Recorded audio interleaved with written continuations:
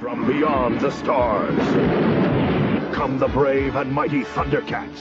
Thundercats, ho! Don't miss the action as the mean and ugly mutants attack! Team up with the most evil one of all, Moonra. To steal the sword that holds the Thundercats' superpowers, the magic eye of Thundera. Join the bravest of them all, the Thundercats. Thursday night at 8 on Television 28.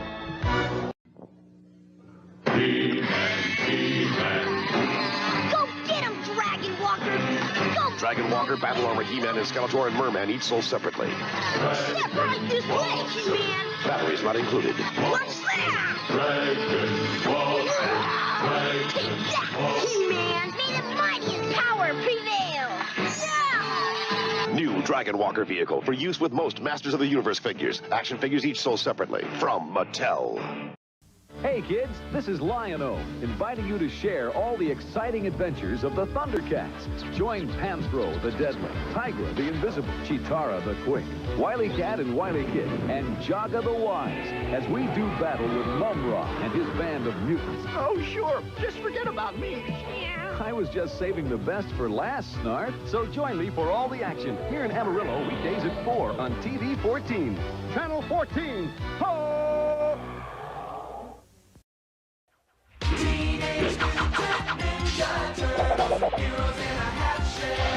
Splinter the Rat taught them each the ninja arts. Donatello, master of the staff. War! Leonardo, the katana blade. My goodness! Raphael, the sun. Don't throw this at home, kids! And Michelangelo, the nunchakus. Radical! And master of the willing pizza. Hey, who had the pepperoni and ice cream? Teenage Mutant Ninja Turtles. From Playmates. 4, 3, 2, 1.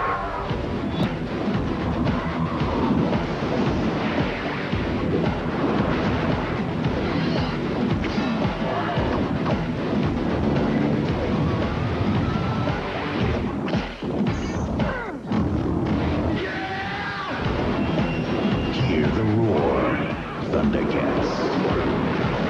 Tonight at 7 on Toonami. Teenage Mutant Ninja Turtles. Heroes in a half shell. They learned the ninja arts from their master, the Rat. And now these 4 green guys can really kick back. The Shredder, sworn enemy of the Turtles. It feels so good to be so bad. With his henchmen, the dreaded foot soldiers, the mutants Bebop and Rocksteady. What do I do with them? Destroy them! All one turtle soup. From Playmates. It's the 90s. Women are strong, stable. Oh, that hurts. I don't want to do this anymore. Some more than others. For me, one stands head and shoulders above the rest. Chitara, ho! She's everything the modern woman should be. Right in front of you, Tigra. Brains, beauty, blinding speed. There's no damsel in distress. I can't do it, but Chitara can. If you're wondering about the woman of the next millennium, leave it to me.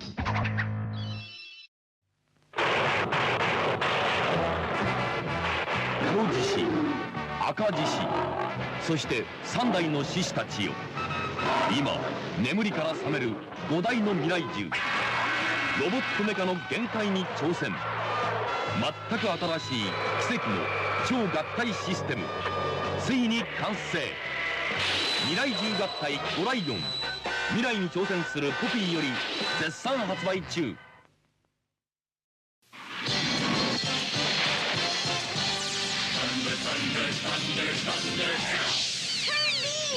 Thundercats Cat's Lair. Will Cat's Lair's electronic laser beam destroy the mutant vehicle? Laser! Direct laser hit. Cat's Lair's doors are blown open. Back! Get him! Fire! Retreat! Cat's Lair defeats the mutant vehicle. Cat's Lair, complete with mutant vehicle. Figures sold separately, assembly required. Batteries not included. It's a grand toy. Mechanized, metalized, indisguised, Phase War, X level, Transmetal. Metallic machines 3 times as mean. New Transmetal Optimus Primal steels for battle, changing to rocket-powered hoverboard. Maximize! To full-on BattleBot with mace cannon. New Transmetal Megatron with 3 Transmetal modes. From titanium T-Rex to turbine-powered hovercraft. Terrorize! Changing again to beastly robot warrior. Up against one ape that doesn't monkey around. They're strong as steel, they're cool as crow. New figures each sold separately. Sit back and relax. It's Thundercat time. I can feel dark powers. The eye of Thundera. This is your destiny that you hold in your hand. Bring it to me! Thunder! Thundercat! I will always be with you, Lion-O.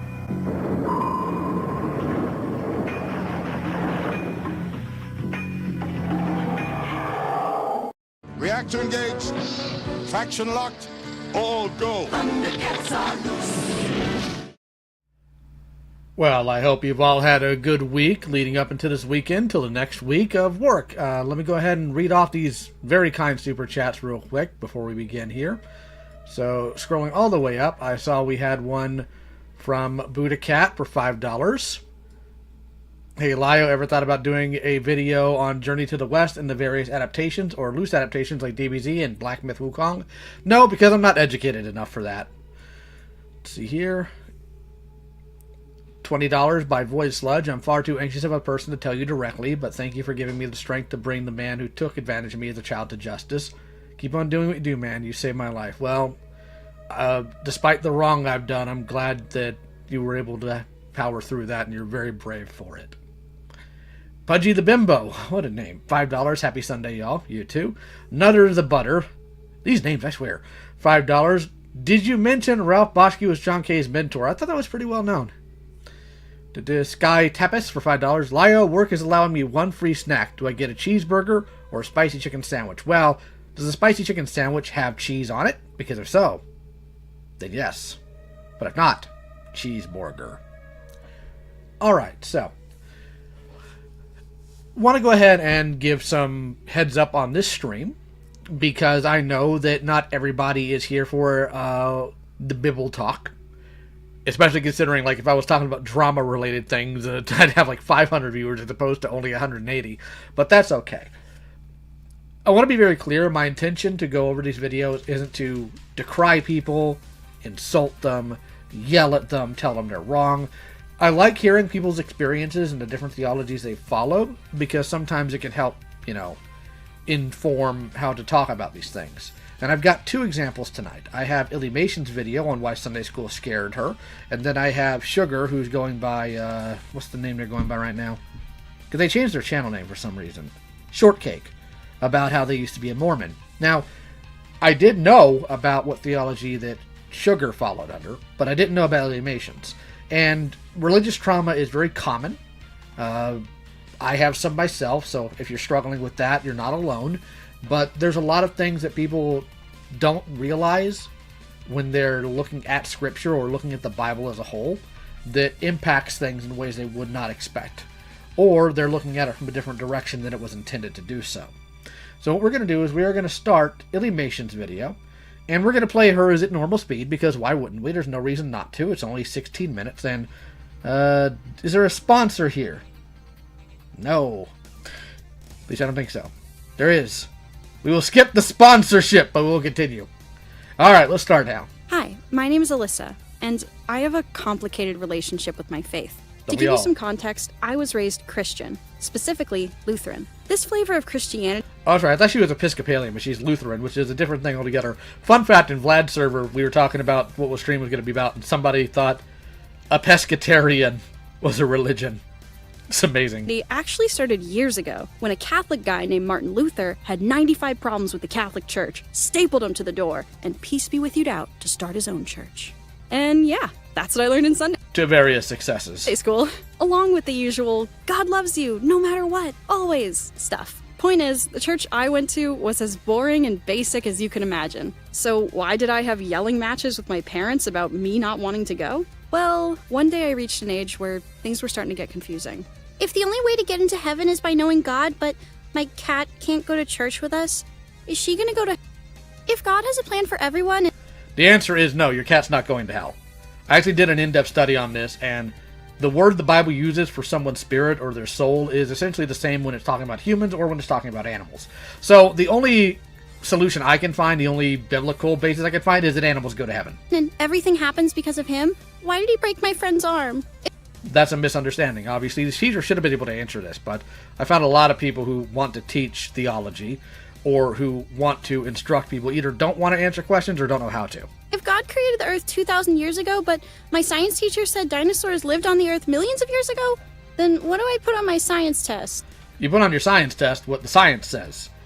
Because, as we'll get into later, the Bible is many things, but it's not a scientific textbook, and at no point does it state that the Bible was made like 2,000 or 4,000 years ago. I am far from a young Earth creationist. Very far from it. Alyssa, please, enough with the questions. These are easy questions! Can't you just accept that you are God's child and he loves you? I know some kids can be disruptive little know-it-alls, but my questions were genuine. I was a God-loving Christian girl through and through. I would sing Jesus Loves Me when I was scared of the dark. I invited my friends to Palm Sunday, and we made a ton of those little crosses. And when kids would argue on the playground about who was the best at kickball, I would say, Actually, God is the best. He's the best at everything. Well, she's I mean, solid point there. It's almost as bad as my dad can beat your dad. It was pretty good. Skillshare, too. Oh, we are not doing Skillshare. No. I got told through a friend that the correspondence course I have with the Joe Kubrick School is essentially Skillshare for boomers, and I've never lived that down. Haven't done that either yet. Yeah. I wasn't looking for a gotcha moment in Sunday school. I was just a kid with questions about my religion and how it intersected with the rest of my life. I just wanted to know what the heck to put on my science test. But I quickly learned that asking these kinds of questions only made me a troublemaker to teachers and a weirdo to my classmates. Same. So eventually, I stopped asking and just sat alone to wonder what to make of the world. Things got even more confusing when I started something called confirmation class. In the church I went... Words cannot describe how much I hate these things. Doggone it, Pot! I kept your name! Anonymous! Why you gotta do this to me? I did nothing wrong! Fifth graders would begin attending confirmation class every Wednesday night for 2 years straight, where they would read through the Bible as a class, listen to lectures from their youth leaders, discuss important chapters, themes, people, and be sent home with Bible verses to memorize by next class. Which is minimal. Sucker, you are not studying the Bible if you don't study the following things: the culture in which it was written, the background behind the text we have that confirm it, and what the original Greek or Hebrew for these verses were. If you're just looking at the Bible rawly as it's written in the King James Version, you're not going to get out of it what you really should. Alright? Just the truth of the matter. After those 2 years were up, thank you for the gifted membership, Pudgy the Bimbo, to Mahi Mahi. They'd turn in a one-page written paper titled What Jesus Means to Me and recite all 10 commandments as well as all 66 books of the Bible in order from memory to the head pastor. I want to go ahead and say that when churches do this, I know what some of their intention may be. Well, we're gonna go ahead and instruct the children, and hopefully, like, this will kickstart something in them or help them want to know more. This just puts pressure on them. And the Bible at no point says you have to know what all 66 books are or the entirety of the 10 Commandments. Like, the basis of Christian theology is Jesus Christ and Him crucified. So, learning the Bible, studying it, very important. You should, if you're a Christian, like, in depth, but arbitrary lenses in which to look through this is extremely reductive and does nothing but cause problems. If they passed, they would confirm their faith at confirmation graduation. By who's confirming this? Some other random guy who probably can't do the same? This is asinine. Allowing them to accept the iconic little wafer and tiny glass of wine / grape juice, if you prefer, every Sunday during communion, which is a huge deal. If you're doing communion and you're not doing foot washing at the same time, you're only getting half the text and you're wrong. Communion is a very special ceremony that acknowledges the sacrifice Jesus made for those who are faithful to Him. Actually, I think that's most of people in history because they have no understanding of the Bible, Lucario. This is a massive milestone for someone growing up in this faith, and as far as I could tell, all the other kids at my church were ready to begin. But I was not. I was still struggling to make sense of it all. I begged my parents not to sign me up for it, but they saw it as an important step in my young Christian journey. This was part of every kid's path in our church, so why should I sit out? I was a Christian, right? I want to make it clear here, many other religions do this kind of thing too for their faith, and they are also wrong. Some kids love it. And although I desperately wanted to love it too, that just wasn't my experience. I couldn't convince my parents to not sign me up, so I figured I'll just make the most of it, you know? Maybe confirmation class will help fill in the gaps. Do what Jesus did. Go in there and argue with the person teaching you. Or at the very least, if I do all the assignments right, maybe then I'll feel like a real Christian. At first, I was able to memorize each homework passage and recite them at the next class. But eventually, the passages got longer, or harder, or we had to learn more than one, and I struggled with it. My parents tried to help me study, and they reminded me how good I was at remembering lines for theater, so remembering Bible verses was basically the same thing, right? That's not the same thing. It actually engages different parts of your brain, believe it or not. Especially when you have something as heavy as Bible verses, which are given in general more credence by the nature of what they are. So that's going to put pressure on you that, especially when you're doing it in front of people to receive something, it's going to put a lot more pressure on you than just reading a line for theater that you get to practice multiple times, that you become that character in and go forward. Like, you can sit there and I can talk to 150 different Sunday school teachers. Not a single one of them is going to be able to talk to me about God's counsel, or about the Watchers, or about how many falls the Bible talks about, because it was more than just Lucifer and Adam and Eve. Or they're not even going to be able to tell me the basis of the Nephilim, right? These are things that are actually pretty in depth when you start looking at the Bible. In fact, if you look at the New Testament, and this is stated in the New Testament, this isn't an Old Testament thing that got recontextualized. There is a fountain that is mentioned in the New Testament that once a year an angel descends and touches the waters, and it heals whomever is first. It is not mentioned any other time in the Bible. No context for why that happens is given. It's just there. That's the fascinating stuff. Well, maybe for others, but not for me. But half the time they can't even get how many animals and what digits they were put on Noah's Ark. So let me go ahead and let's see here. I'm gonna make a poll. Oh no, I can't make a poll. The other poll's not ended yet. How dare! I'll win that poll now. All right, so let me see if I can start a new poll, because it could be fun. We're gonna have some fun. We're gonna edumacate you guys. Do-do.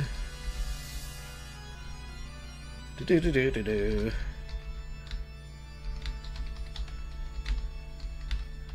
Do-do. Do-do-do-do-do-do-do-do-do-do-do-do-do-do-do-do-do.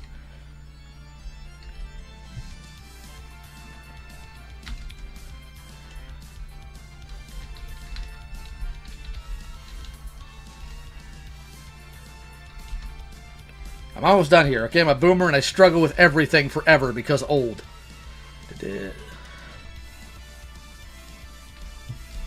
Alright, so we're starting the poll. And the question in this poll is, what digit of animals were on Noah's Ark? Essentially, what digit were they? You know, the 2x2, 3x3, 7x7. We're going to go from there. We're going to play this, and then we're going to look at that. In theater, my lines were part of one story that ended after about 100 pages, and even if I did have paragraphs of words to memorize and recite, I had months to learn it. The Bible is over 1,000 pages, has a lot more stories than your average grade school play, and some are written in, like, ye olde English. Well, none of them were written in English, like ye olde or otherwise, but I get what she's saying. A lot of people prefer the King James Version, but there are more accurate translations out there, and I don't think it's a matter of, well, they mistranslated the Bible in a lot of cases. Like maybe with the Passion translation, because I think it was a piece of garbage. A bunch of demonic nonsense. But English and Hebrew and Greek don't have one-to-one in some cases. So, yeah, there's a reason. And I had to memorize it all in a week. I tried my best to remember and recite, but I inevitably fell behind my other classmates. The first year passed, and things only got harder. I started getting bullied in 6th grade, and it was hard to make friends. Just remember, when somebody says, what would Jesus do? Flipping a table and driving people out with a whip is absolutely an option. And although there weren't any mean girls like that in confirmation class, it was still pretty lonely. I remember 2 girls specifically who were really chill, and I'd consider them my friends. But as for the other kids, I guess they had already made all the friends they wanted to make. And so when I saw my 2 friends hanging out with the other kids during retreats or events, I'd just say, hey, I'll catch up with you guys later, and find a quiet spot to sit and think. Same, bestie. Like, people want to act sometimes like churches are really a bastion of the community, and sometimes they can be, most of the time they're not. Now, granted, I grew up in an apostolic Pentecostal church, and I want to make it clear, we weren't the snake-handling ones, okay? Well, I made that clear. We didn't handle the snakes. The only time snakes were handled was when we got them out of the garden. We didn't shake them around and say, "Ha, we're immune," because God said, because He didn't. But more importantly, it was wild. And let's just say we had some issues. And by some issues, I mean a lot of issues. These weird social inconsistencies were compounding with the stress and confusion I already felt at church. If Jesus says to love our neighbor like ourselves, why are some kids nice and some kids mean? Because all have fallen short of the glory of God, because they have sinned, but more importantly, because they ain't paying attention to what they've been told. I wanted to talk to someone about how I felt, but I was scared that if I asked the wrong questions, I'd be shut down again or ostracize myself even more. And that's a genuine fear, because that does happen. That happens a lot. I have yet to see, or not yet to see, because I don't anymore, but when I was a kid, there wasn't a single pastor I was under that liked me, or actually checked on me, or cared about anything I was doing or what I was going through. It was more of, well, this guy asks a bunch of questions that I am uncomfortable with, therefore, I don't like you. And that happens a lot. And by a lot, I mean all the time. It was then I started to wonder, maybe I just wasn't a good enough Christian, and that's why life was so hard. Because no one else seemed to have these kinds of troubles. But by this... And that's a legitimate concern. And when I feel like it, hidden. But yeah, that's a legitimate concern. And it happens to everybody. Why is he so big? Because my thingamahoo's it goofed on me. One moment. Let me ungoof it. There we go. It is now ungoofed. My apologies. This time, I had come to learn what many Christians know. Prayer is powerful. So I prayed every night for the bullying in school to stop, and I prayed for the Bible homework in confirmation class to make sense. Okay, so prayer is important for the life of a Christian, or frankly, for the life of anybody who is theologically minded. However, there's a comma there. God is never going to do for you what you can reasonably do for yourself, or what God expects other people to do as well. So when it comes to the I prayed for the bullying to stop, somebody should have snatched up the bullies by the nape of their neck and dragged them off to have a little chat. That's what should have happened by the people in authority. And that's why the Bible talks about those who are given authority, much as more is expected of them, because frankly it is. And bullying of any sort should not be permitted within a church body, because not only does it sow division, it's not how we're commanded to act towards each other. Even if there's somebody who's really weird, we're not supposed to treat them like that, right? And then, of course, we have the, well, I hope, please let this make sense. She should have been instructed by somebody who actually knew Bible, because the thing is, like, if I'm not mistaken, I think Illy specifically is on the spectrum. And the best way to talk to somebody about the Bible when they're on the spectrum is to start with the really unique things, the really weird things. Because that gets their attention. That makes the autism go brr. And I'm not saying that in the form of manipulation. I'm saying that in the form of, in order to engage somebody, to teach them, you have to learn how they learn, right? And that's how you do it. I figured if my prayers were answered, I would fit in. And I would have... And too many people treat God like a genie. Just going to say that right now. More friends. And I could finally be a good Christian. But there is no such thing as a good Christian. And the reason why there's no such thing as a good Christian is because we've all sinned. The entire point is grace and mercy. That's why Christians who beat their chest and talk about how good they are or how they do XYZ thing, look at them very hard. Because I promise you they're lying.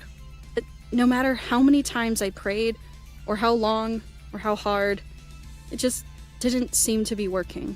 And when you're a 10 or 11-year-old kid left to figure out this big of a problem all on your own, you may come to the same conclusion that I did. Maybe God just doesn't like me. Nope. There's actually only one person in the Bible that has ever been said that God was not fond of. Just one person. And that was that was Esau. That was the only person the Bible says that God hated.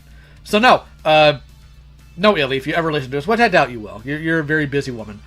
God has at no point hated you. That I can promise you.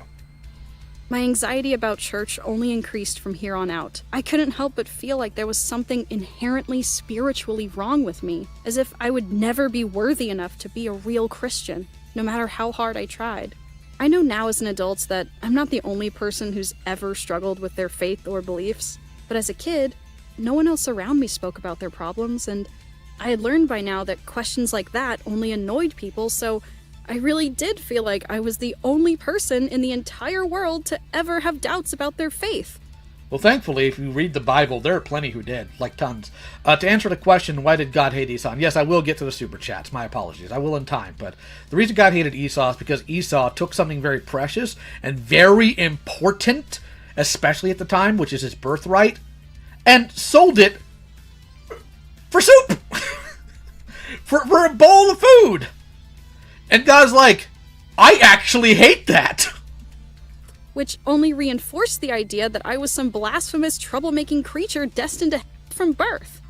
And I feel that. In fact, the thing that got me to study the Bible really hard, like actually look into it hard when I was a teenager and ongoing, was that we were doing some sort of play for the church, right? And at that point, I was in a really bad depressive spiral, which I often was apparently in childhood. And I just didn't want to do it. And my youth pastor, who later on we discovered was cheating on his wife after really creepy thing. Like we had one like overnight camping trip at the church where he like started talking about what he does with his wife, which was very gross and completely like out of pocket. You don't do that with anybody, much less literal children. But he looked at me and said, if you don't have time for this play, God doesn't have time for you. And I sat there for a minute and thought, wait a minute, since when does this clown speak for God? So I started looking into the Bible. Okay, is God going to reject me because I didn't want to be part of this play? And the answer is no! Because there's no point in the Bible it says, if you don't do a play for God, he's going to hate you. So, I was 100% driven by anger. I still am, but still. And no, I'm not a theater kid. We didn't have theater in school, to my knowledge. We actually did. I'm just joking around. I felt like it was only a matter of time until I got kicked out of confirmation class for not keeping up. Okay, so real quick, since we've hit a goal, and let me go and close the poll. So, there is one person specifically who got it completely correct. Alright? And they were in the chat earlier, and I didn't call them out because I wanted people to vote. So, according to this, 70% says it was 2x2. 24% said it was 7x7, and 3% or 4% said it was 3x3. Now, I specified clean animal for a reason. Every Sunday school teacher tells you, the animals in the ark went 2x2. Yes, of the unclean animals. Of the clean animals, it was 7x7. There's a reason for that. And these are why you need to teach your child what the book actually says instead of what's easy for you. Stop sucking. It's not hard. Anyways. Or kicked out of church. Oh, one more thing. So you guys want a funny clip to play. So I'm going to go ahead and play you guys a specific clip that I think is very much so important to all of this. Because it's how I feel anytime I see somebody being harassed, bullied, or made to feel lesser by a church entity. I will not tolerate the forces of evil! I love Dungeon Soup. Love Dungeon Soup. Alright, continuing. Church for not being a good enough Christian. My anxiety got worse and worse. I couldn't concentrate on learning the scripture. I dread going to church on Sundays, and every Wednesday I'd just sit there sweating and trying not to cry when the teacher would inevitably say, "So, I see you had trouble again memorizing this week's passage." I was given lots of opportunities every week to redo last week's homework, and the week before's. I even got special one-on-one time with the youth group leader to help me get these words through my thick, stupid skull. She was super sweet, super patient, never said anything mean to me or anyone. She just wanted to help. And no, your skull isn't stupid because you didn't absorb this like other people did. We're all different. But I was already giving it everything I had and still failing. There weren't any grades taken, but there also weren't any stories of kids failing the class either. So, as my final year of confirmation class was coming to a close, I began to prepare myself for the inevitable. I was going to be the first kid in the entire world to ever fail confirmation class. It's times like this I really wish that Illy was taught more about how the people of faith actually were. Moses was not allowed to enter the promised land because of his anger. He failed.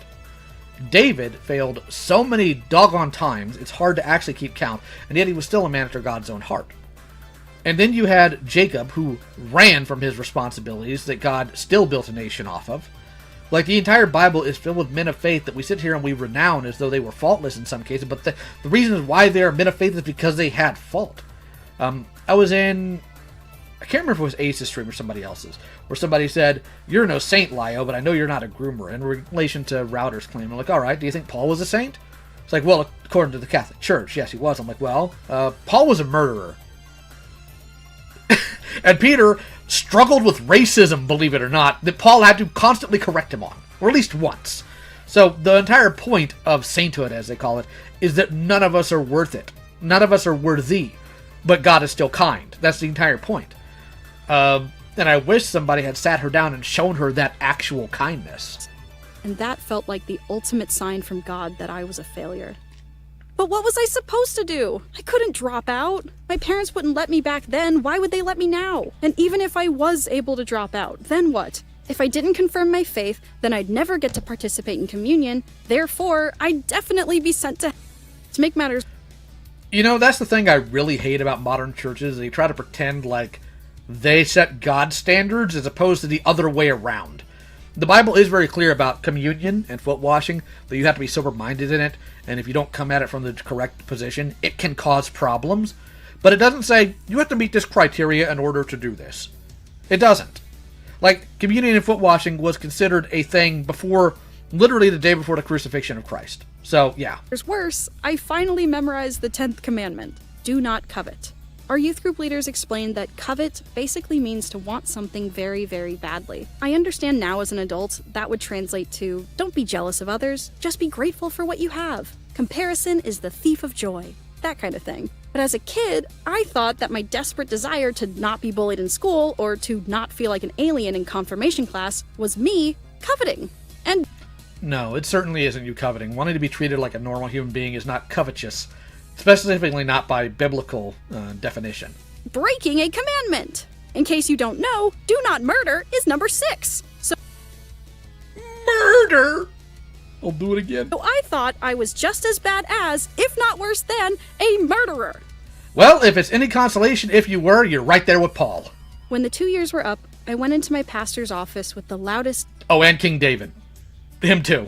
Heaviest beating heart. I was able to recite all 10 commandments, but since I was convinced I was guilty of breaking one, it just made my chest hurt even more. I felt like such a fraud, especially when my brain went blank after 2nd Chronicles, and the pastor had to walk me through the remaining 52 out of 66 books of the Bible. And even though he said my essay was great, that praise made me feel even more guilty, because I didn't mean any of those words. I just wrote down all the nice stuff I overheard at church about what Jesus means to other people and literally prayed that my teachers wouldn't notice. So, okay, that prayer was answered. But my teachers had to know just as well as I did that Jesus meant nothing to me. When it was finally over and I met my parents and that's part of the problem, is a lot of people, when they put these pressure on these young people to conform to whatever they want to do, they miss the entire actual point here.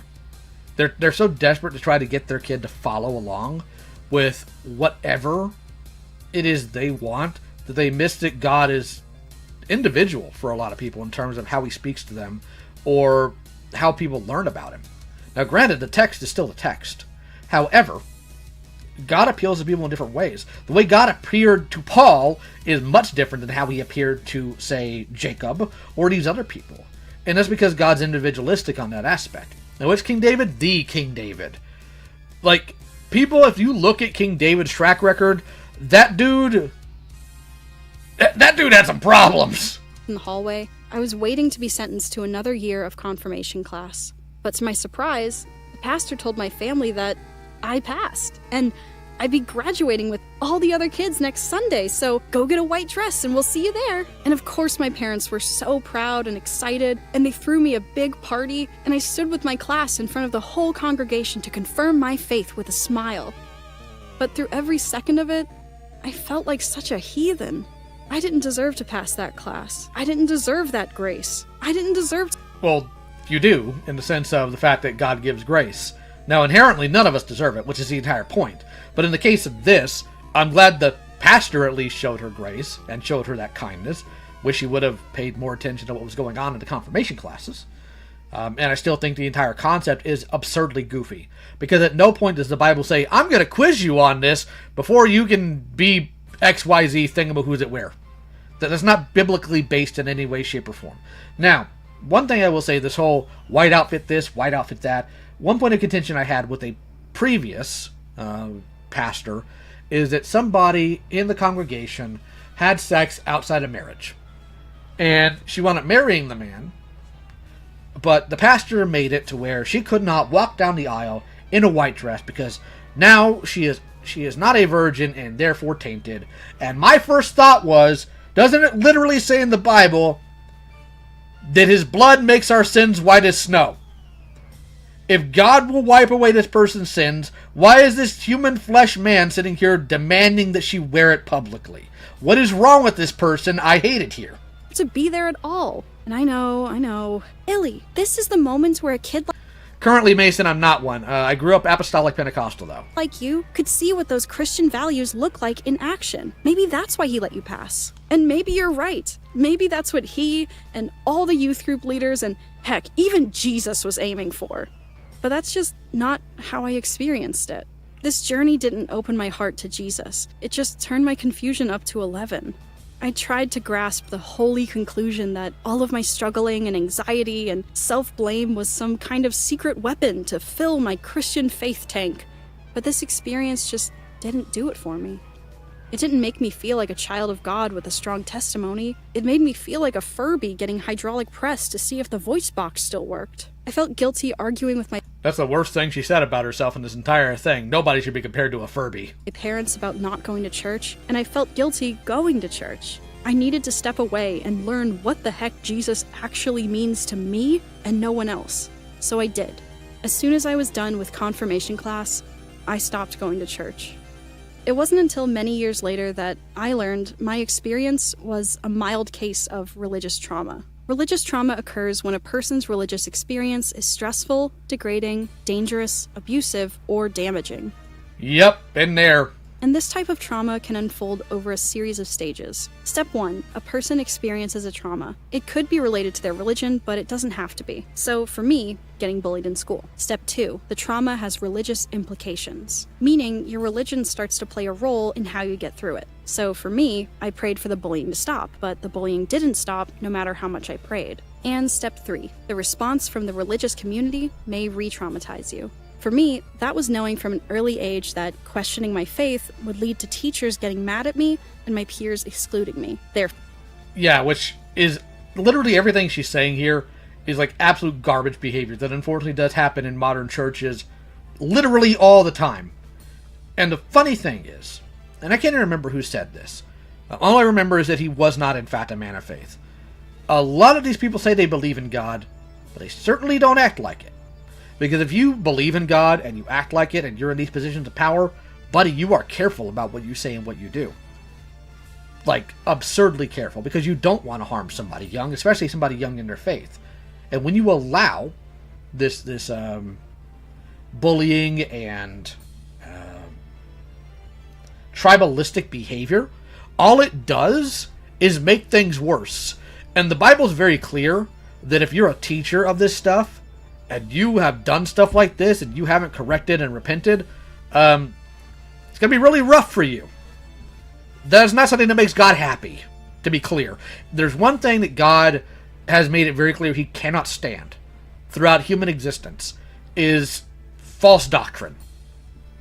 And people are not as savvy on that as they want to pretend they are. Therefore, when my prayers weren't working, I internalized it and came to some very unhealthy conclusions about my self-worth. If you'd like more information or support regarding religious trauma, check the links in the description for help. I say my experience was mild because a lot of it was indirect. And for the record, if you guys want to check those links yourself, Illy's video is in my description. Be nice. So if you want to check that out, you're welcome to. I personally don't need that because I found my own way around it. I looked at the Bible itself and what God actually thinks of me and what he wants from me, and realized, yeah, all these other people, they're man-made stuff. Like, that doesn't speak for God, because Southern Pastor number 576 said, you're bad for liking this cartoon. Meanwhile, he's 500 pounds. No, thank you. His trauma usually comes... And I'm not saying that to fat shame. I'm saying that he lived a life of excess that he should not have.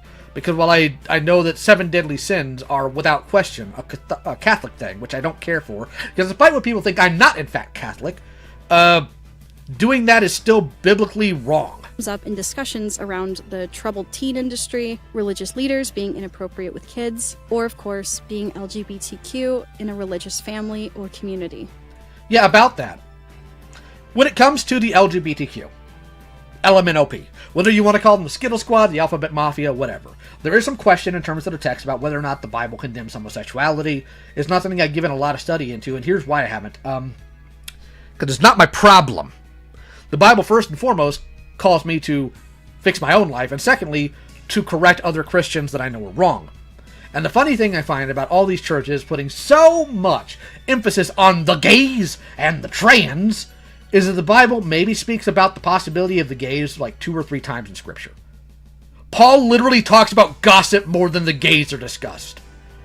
And guess what happens in churches all the doggone time? Gossip. All these other things where Paul's like, hey, don't do this, don't do that. This causes division. It's like, what about the gays? What about the gays? Shut up! Again, as far as I know, the church I went to didn't do or believe those horrible things. I'd like to think most religious people don't. However, I did grow up in the American South, so I did hear prejudiced things being said by other kids, and even teachers at school, more frequently than supportive things. Well, the thing is, and I saw somebody say, doesn't the Bible also teach or preach tolerance? A lot of people will say, tolerance is not a Christian virtue. Well, yeah, if you're looking for the word tolerance in the Bible, you won't find it. However, there's these things called synonyms. And I don't mean the ones with frosting. That means that there are other words that essentially mean the same thing. The Bible talks about long-suffering. What do you think that is? That's tolerating something. In fact, the Bible says that God is long-suffering towards us. It doesn't have to be. He's well within his right to not be. But yes, tolerance is in fact a Christian virtue. You cannot be a Christian, a proper Christian, which means that you follow the teachings and beliefs of Jesus Christ. You cannot be that and be intolerant. You can't. Because you won't be able to talk to anybody about God. You won't be able to help somebody in their walk with God. You won't be able to instruct them if you do not have tolerance. I'm sorry, you can't. And they would often cite Bible verses to prove their point. This behavior within what was supposed to be my same religious community only pushed me away from my faith even more. As I grew older, I saw these debates weren't just happening on the playground. Adults have these arguments too, all the time about who's doing religion the best. Yes, and they're all wrong. Who's doing it wrong? Who's twisting God's words? And if they are on television, they're wrong. Who is or isn't going to which only made me more... Fun fact, salvation belongs to God and literally nobody else. Confused. Because what if all this time I was doing the wrong religion? What if all my friends and my family picked the wrong God to worship? What if we all end up in or whatever the correct word for eternal punishment is? Or if that's even part of it? I don't know. The only thing propelling me to find my faith... Also, I think it's really funny that a lot of people sit there and they constantly condemn the gays when most of their congregation, sometimes even in leadership, have people that have cheated on their wives, which if you want to go by the Old Testament, which we could have a discussion about at some point in time, because there's a lot of nuance to that, they'd be stoned to death. But no, it's the gays we gotta worry about, guys. It was fear and shame. And I'll tell you now, if those hard feelings you hold against yourself aren't helped, they will hurt. The point of this video is not to stir up arguments in my comment section about who's right and who's wrong. The point of this video is to... The Bible says very clearly, God be true and all men liars. And what that means is even the men who sit there and decry you for who you are as a person, or for where your walk with God is, they are also liars. Again, the arbiter of what is salvation, what isn't, is God and God alone. Salvation belongs to the Lord and no one else. And same with actual judgment. To say, hey, if you don't feel comfortable at your place of worship, it's okay to reflect on that and talk to someone about it. Having doubts doesn't make you an evil, irredeemable person. Correct! As a man whose name is Thomas, I can promise you, doubt doesn't make you evil. You kind of have to have it if you're going to start looking into things. If nothing else, for the sense of God, what does this mean? And one thing I have found, if you ask God to show you the truth, He will. As long as that's what you actually want, He will. That is a prayer that 100% gets answered. And pushing down those feelings or beating yourself up for having them is only going to make you feel worse. I'm grateful my family came to understand where I was coming from. Oh my goodness, we're having a Spartacus moment in the comments. Come on. That our arguments fizzled out pretty quickly, and I was able to figure out my faith on my own terms. But that's not how that story ends for millions of others. Religious trauma isn't an easy thing to talk about, but it affects 1 in 3 Americans. I'm surprised the number's that low to be 100 with you.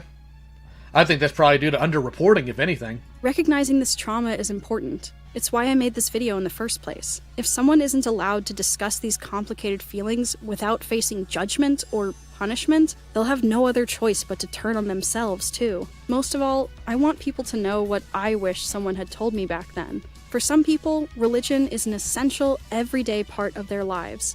But for others, it's not. And that's okay. Some people are lucky to grow up in a faith they are truly aligned with, but not everyone gets that same experience, no matter how hard they try to fit in.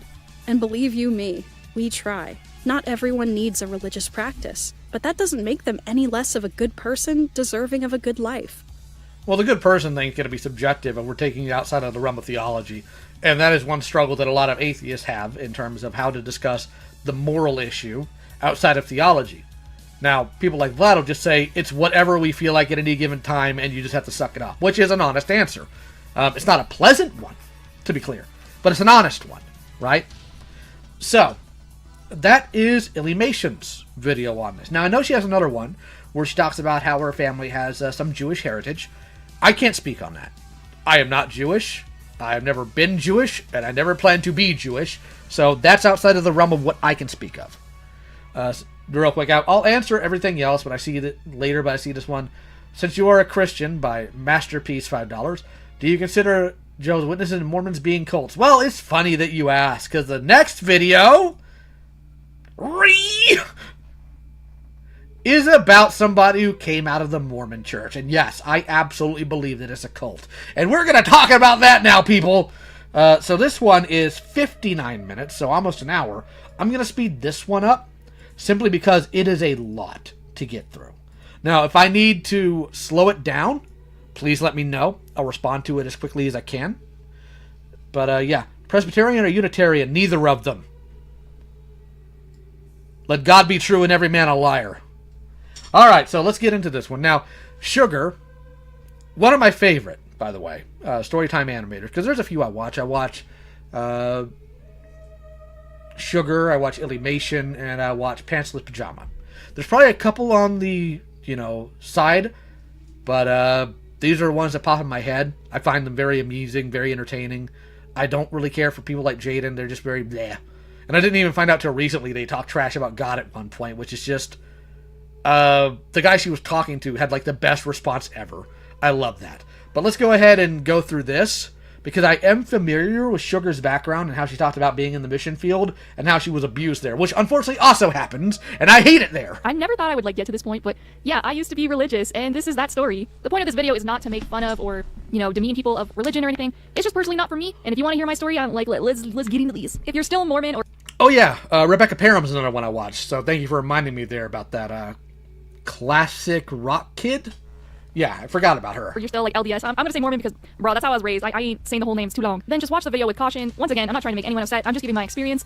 And here we go. Most of you probably know that I'm kind of religious because I've had videos in the past where it's my Draw My Life series. And there was an emphasis on the religion aspect of my life. But, I'll get more into Oh Lord, if I ever do a Draw Your Life, it's gonna be bloody and awful. it as I go on. But yeah, little Sugar was born into a Mormon family.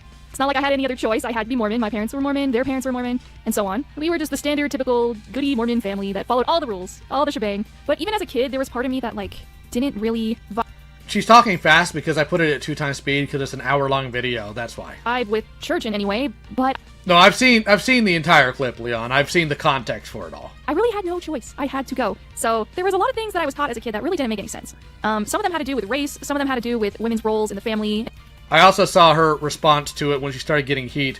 And look, I try not to dog on people if I can, but personally I think that if your reason for believing that God isn't real comes down to the Pokemon servers went down, I question a lot. Just like I looked at how John Kay said the reason he doesn't believe in God is he realized cartoons were made by people. which I don't even have a response for that. In men's roles. And when I was in 2nd grade, I was questioning everything. I don't want to bore you guys with the details about, what the Mormon faith is all about, but just imagine like Christianity, and then you add like an extra book to it, and then you add some like OCD rules to it. And that's The Book of Mormon is Bible fan fiction. pretty much Mormonism. But yeah, a few things And not even cool Bible fan fiction like Chronicles of Narnia. in my childhood that really stood out was this idea that when everyone goes to heaven, they all turn white. That was a teaching taught to me as a child. And That's actually something they do believe. So let me explain something to you guys who may not have looked into Mormon ideology. So let's go to the fallen heaven, Lucifer's rebellion, right? So the Mormons believed, they argue against this now because it's no longer in vogue, but that 1/3 of the angels sided with Lucifer, and they were cast out of heaven with no bodies. 1/3 of the angels sided with God, and they were put on earth with white skin, and the one other third that took no sides were put on the earth as black people.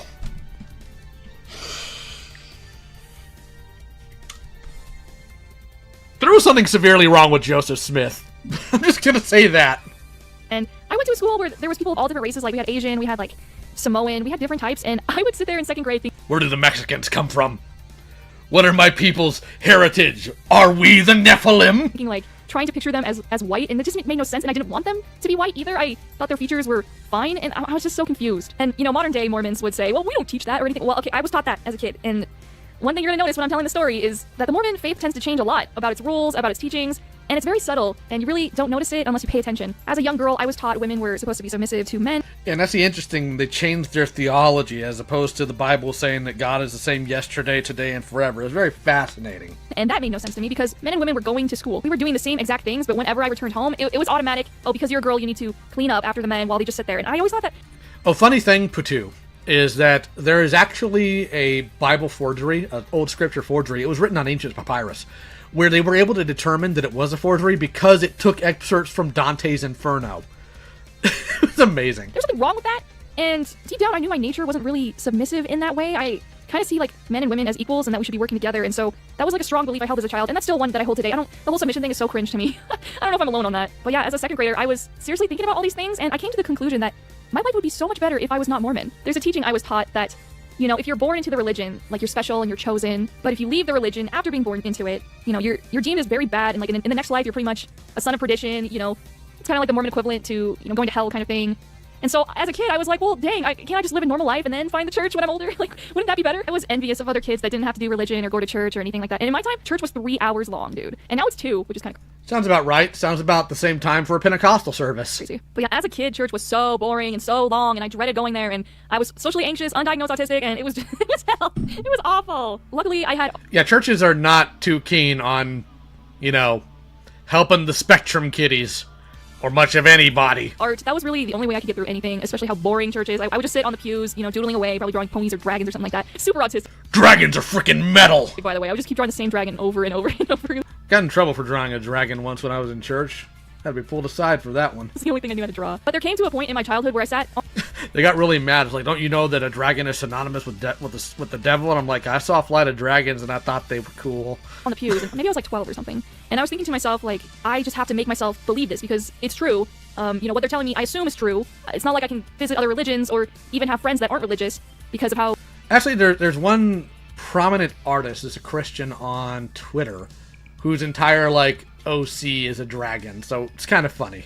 I had controlling parents kind of thing. Because I had very controlling parents, I was not really allowed to make friends with other people. Like, they had to be Mormon in order for my parents to trust them, in order for me to, go over to their house. I can count on my hand how many times I was left to visit my friends that weren't Mormon, and that really put a detriment on my socializing skills. And it would...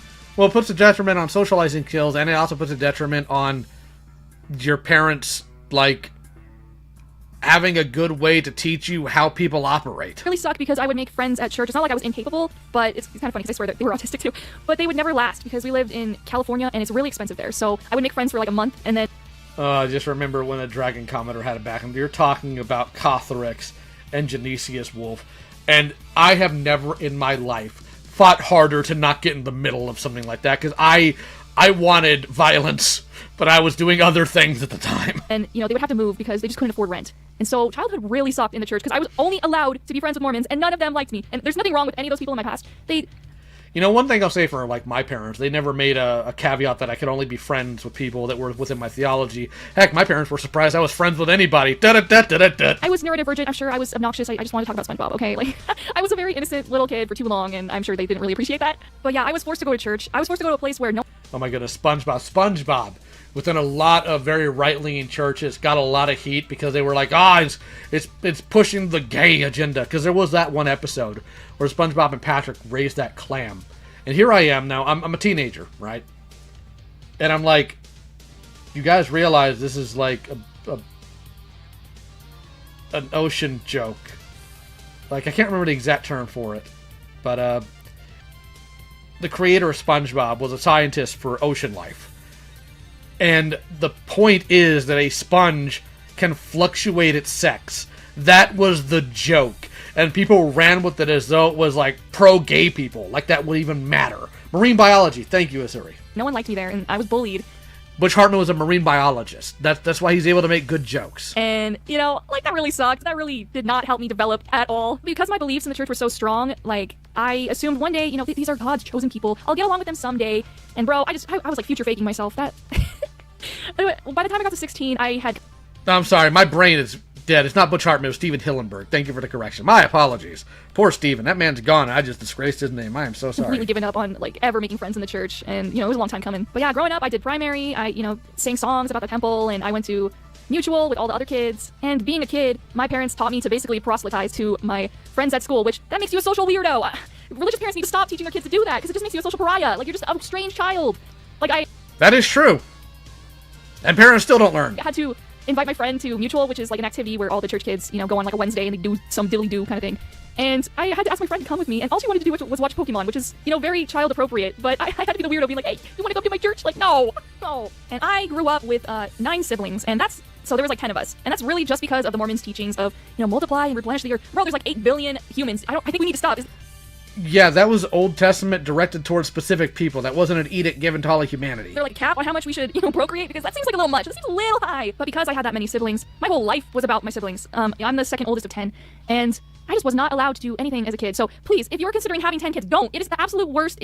I can't even begin to tell you how awful that is. But unless you want to create an ankle shank army, then you might be able to pull that off. But this story's not about that. So let's just move past. But no, I can't imagine having 10 kids and being able to properly take care of all of them, meeting all their needs. People have got to want to find them behind the cracks, and that's got to be awful. And by the way, I'm not talking about my... I'm the middle child, and that sucked enough. Siblings, because I love them all. One of my siblings. When you're Mormon, your whole life... This entire chat's going to be filled, in the comments later, with people getting mad at me about the Butch Hartman stuff. I'm sorry, okay? It was an accident. Don't kill me. It revolves around the church. When you're a member of the Church of Jesus Christ of Latter-day Saints, that's the whole name. It's very long. You do activities, you hang out with your community, but basically, they are your community, so it's very tribalistic. If you're going to date someone, they should be Mormon, you want to... Or, you could flirt to convert. That was a classic phrase said in the church. Unfortunately, that's pretty common within a lot of theologies, and I have my opinions on that. By its members. Dating is, super restrictive, too, and depending on your parents, because I know some Mormon parents are very lenient when it comes to it. My parents weren't. The church kind of tells you to not date till you're 16, but before then, you have, no experience, so if you follow that, when you get to, 16, you just panic. That's at least what happened to me, I'm just talking from personal experience. I had made a male friend at school, and he was very kind and very, awesome towards me, and when I turned 16, he was really excited to date me, and when I went to my parents about it, they were like, well, is he Mormon? Is he perfect enough? And I just panicked, and I clammed up, and I told him, we can't date, and, he stopped talking to me or whatever, which I kind of regret.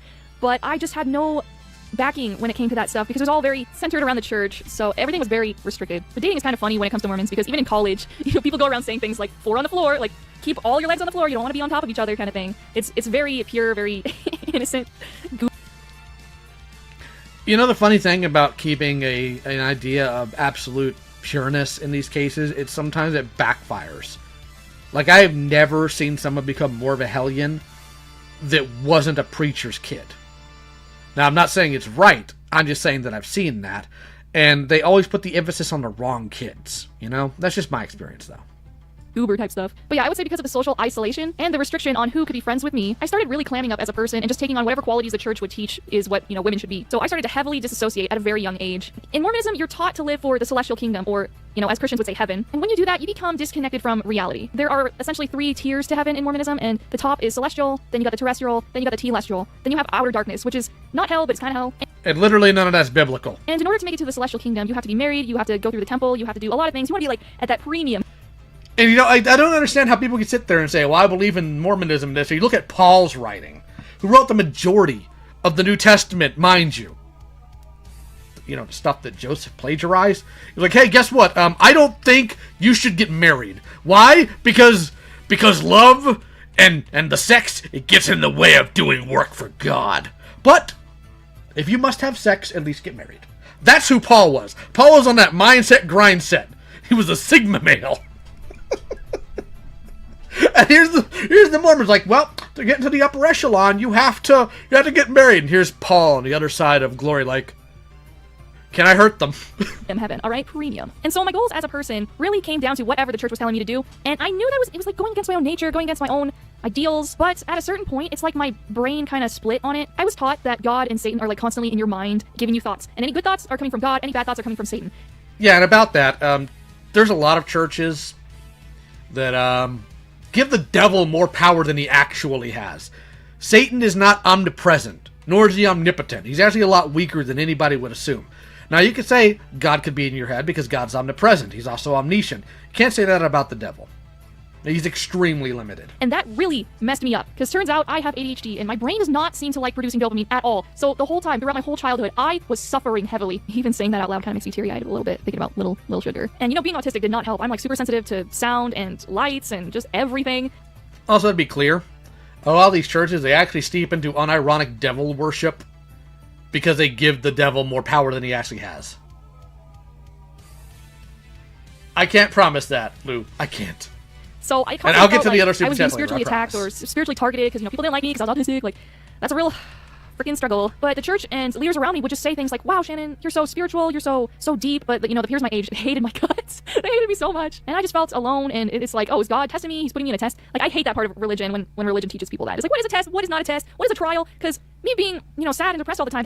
If you look at the trials that God put people through in the Bible, it's not your church mates are mean to you. That's just your church mates need to be smacked upside their heads. That had nothing to do with anything I was doing in my life. That had everything to do with my brain chemistry that needed help. Oh, don't worry, Shatterstar. She talks about that. So anyway, I did all the steps, all the Mormon things you do. You go to girls' camp and you do Young Women in Excellence. Like, I can still recite girls' camp, but girls have cooties. the poem that they teach to the girls. Kind of wild when you hear the girls say it, because it's like saying the Pledge of Allegiance. And something like, "We are daughters of our Heavenly Father who loves us and we love Him. We will stand as witnesses of God at all times and all things and all places, as we strive to live the young women values, which are faith, divine nature, individual worth, knowledge, choice, and accountability, good works, integrity, and virtue." And I wouldn't say like everything in the church is bad, because those attributes I really took to heart, because I'm like super straight-laced, super goody, and I'm like, what, virtue and being trustworthy and... Yeah, the Bible never says to sit there and do incantations, which is essentially what that is. Like, that type of stuff, there's a reason why the Bible is very anti that stuff. I like that. That's some great stuff. Yeah, my family was super into it. We prayed every night. My parents held family home evening every week, which sucked because we had so many kids and it would take hours and it was so boring. Like, church was already 3 hours long, and then we would come home and like have family home evening for like another 3 hours. Sundays were all church event, I swear. But yeah, I was never given a choice of whether I could go to church or not, and I developed like high anxiety. I would get really ill before going to church, but my parents never really cared about that. Like, even if I was ill, they would still send me to school, kind of deal. I would say I was very disconnected from my body because I was suffering so much, but people around me were just like, "Oh, if you pray, you'll be okay." See, if you were a Hispanic male, you just ignore your body's warning signs, which is the style at the time. I would go to school ill, I would go to church ill, I would just be like, at school, horking it in the trash can. But as long as I had that ideal of the celestial kingdom in my head, I could get... Oh Lord, there was a bad experience I had when I was in the church in Norfolk, Virginia. Now I want to be clear here, and I know there's going to be people who doubt this stuff happens, but brother, there were possessions there just about every other week. And one time, and one thing you can always tell when somebody goes through an exorcism, which is the modern word we use now, it's not actually in the Bible. Essentially casting a demon out is 9 times out of 10. Whether it be symbolic or whether it be because of the sheer stress, because that's what a lot of people don't talk about when they talk about possessions and whatnot, is the stress it does to the human body and the suffering therein. It usually causes people to vomit, like heavily. There was a time I was at church and we had the altar call and I was praying, but God, I was sick as a dog. And I vomited. And I'm pretty sure some people thought I was possessed. It might explain some things for how people treated me, but anyways. You get through anything, there's a high... It's essentially learning how to have a high pain tolerance, which I do, and I have a high, suffer tolerance, I guess, because I'm still kicking it. I'm still here after 2 suicide attempts. So, the older I got, Same, bestie. The things, reality came crashing down on me. My role in the church as a woman is to get married and have the children and have the posterity and to be a housewife and all that. And that's still something I genuinely would like to do in this economy. I don't know about that. You gotta give me some stacks or something to do that. I was getting older and I was like panicking because I wasn't dating anyone. I now realize I'm going to say it right now, and a lot of people in the chat are going to disagree because I do know some of my audience skews younger. Dating when you're in your 30s is the best. Because of two reasons. Number one, usually you're firm in like finances, and two, if you date somebody your age or older, they know what they want in life. It's so much easier. It's just so much easier. And it's more fun because you can literally do whatever you want. I was kind of more focused on surviving like all my brain garbage and, undiagnosed disorders and stuff. And I was just trying to survive, being neglected, because we had little kids. Those were more important than any older kids. I really wasn't. God, surviving in the church in Virginia was a different matter altogether. Yeah, there was the bullying, there were the cruelties of the church, but then there's like, my house is filled with demons. Could really use some help on that. What'd you say, preacher? Good luck? Okay, all right, I guess. Whatever. Granted the time to develop as a person naturally because I, as a woman and an older sister, I pretty much cared for the kids like a second mom. Like, I gave them all baths and stuff, and I was constantly doing chores to my own detriment. And the few times I did explode because I'm a woman, they put all the chores on me solely, which, yeah, I had like... Yeah, men can't do chores. I never clean the litter box and handle things for my wife before she gets home. Never once. I'm a man. A manly man. We don't do that. If you're a man and you don't do chores for your wife or for your family, you're a coward. Huge autistic meltdowns after a while. But I would constantly, hold back and bite my tongue and just take it because having kids is what women do, and this was my life. I would babysit my siblings all the time. It's not like I got paid for it, but I wanted to give my parents a break. But, they're the ones that had 10 kids because of the church's influence. I don't know, it's all a mess. And I remember at 12 years old, I was holding one of my siblings and they were just crying and I was trying to, cradle them and, try to get them to sleep kind of deal. And I was just thinking, no one is coming for me. No one is going to save me. I'm all alone and no one really cares. But in the church, there's a huge emphasis on, sibling bonds and being a really amazing, younger or older sibling and camaraderie, whatever. And what's valued more than hanging out with your family is serving your church and serving your callings. Because if you do that, then God's going to bless you more. But I think taking parents away from their kids like that to do these really extensive callings where, they're visiting people throughout the week and they're, doing their calling on Sunday just completely... Yeah, the funny thing is, while the Bible's very clear about service to Him being above everything else because we are to fear God more than man, the Bible also says if a man doesn't provide for his family, he is, and I quote, worse than an infidel. And while the term infidel is more common within the Muslim faith or Islam, it has a very specific connotation within the Bible itself, and it's not a good one! Stripped away from their kids. I don't think that that's great. And I think people with kids, especially in the church, need that time with their kids. They can't be serving these highly intense callings that demand a lot of their time. But the lack of parental direction, it became the church became my parents. As long as I felt that, God was on my side and I was doing everything I could to be in His favor, then I would be okay. And that's where my mental health really lied, was in that connection with God. And I thought it was a really good connection. It at least kept me surviving. I was getting older and I was a little worried because I wasn't really dating anyone once again. And like I said, I didn't know I was too focused on surviving instead. But as a woman in that church, it's if you're 21 and you're unmarried, bro, what is wrong with you? And I was getting to 19 and I had never even dated anyone by that time. Yeah, there's this weird verse, and I need to do more studying on it, because there's some question about whether or not Paul actually wrote it, because it's not really in Paul's writing style, and it's kind of diametrically opposed to what he writes in general. Because we talked earlier about how Paul's entire value was, get married if you have to, but you're a Sigma male if you don't. Where he talks about how women are saved through childbirth, which, number one, not meeting his standards of how he usually talked, and two, it doesn't make any sense contextually to, Christ and that entire everything. So I need to look more into that verse to find out if maybe there was some context there I'm missing. But that seems like something that the Mormon Church has taken and twisted to whatever they want. I wasn't rebellious. I wasn't, gonna do anything wrong. I was super goody-goody. And because I wasn't finding any, men I really wanted to date or anything, I decided I should go on a mission. Maybe I'll meet some guy there. I see Dong Fidel, and I know that we didn't quite hit the thingamahoo's because it's time, but I will give you all something. I will take you to the toilet. I hope you all enjoyed that. Truly. Continuing. And, form some kind of connection. I went to my bishop and I said, hey, I want to serve a mission in this church. And I was a little too honest about how I felt about the church. And it wasn't bad. It was good. I was explaining, how much struggles I've been through, but, God was always by my side. And the bishop at the time, he was like, oh, you're completely unstable. You can't go on a mission. And I was dumbfounded by this because at that point, I believed strongly in the church. I had somehow eased my own fears away about it, and I was really dedicated to the church. I went to church every Sunday. I did everything that the church expected me to do. I tried being submissive or whatever. And when the bishop rejected me, I was confused and hurt, and I realized that in order to get things done in the church, you can't really be honest all the time, and they're not looking for honest. So the second time... Well, they should be. And again, the Mormon ideology of making everybody a missionary is not biblically based in any way, shape, or form. Some people are called to be missionaries, some aren't. Some are just called to work with charities or whatever. I heavily dislike the Mormon church. I had a new bishop, and when I went to him to say, like, hey, can I go on a mission? I just made it the most bland explanation. I was just like, I want to serve my church. And the bishop was like, well, howdy doody, let's do it. At that time, I was dealing with, it was like my body was like collapsing in on me, but I wasn't trained, I wasn't taught to really care about signs of suffering. I was taught to just suffer through it. So my legs started to have problems. I had like plantar fasciitis, but I didn't know. So by the time I went to the temple, I was like in pain, but I just kind of didn't really care. But yeah, the temple. Yeah, churches have a bad tendency of also teaching people to ignore things they shouldn't. Like, Paul wrote about a problem with his flesh, a thorn in his flesh that he constantly asked God to remove. And God's like, no, I'm not going to. You know why I'm not going to? Keeps you humble. Based. But some people take that and they say, well, we should suffer through all of our physical pains. But the Bible literally says, go to a doctor, doofus. The temple was quite an experience. As a kid, you're taught that the temple is this mystical, magical place where God comes down and his soul, his spirit resides in it. So you grow up... Which is contrary to what the Bible says about God living within man and writing his edicts, his laws on their heart. In the Old Testament, there was the Holiest of Holies, which was where the Ark of the Covenant was. The priest had to wear bells at the bottom of his robe, because if he went in there and he wasn't clean and he didn't make God happy, that man died. So when the ding-ding-dings didn't keep going, you pulled the body out by a rope. The idea that the Mormon church has continued something that Jesus said he has completed and replaced is very troubling.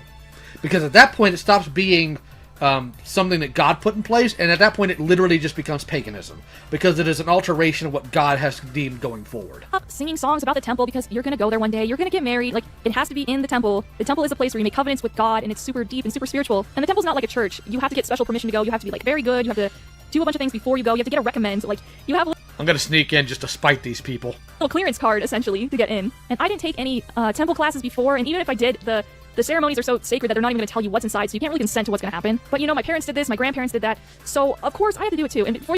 Because if we know anything, the Bible talks about keeping secrets of the faith.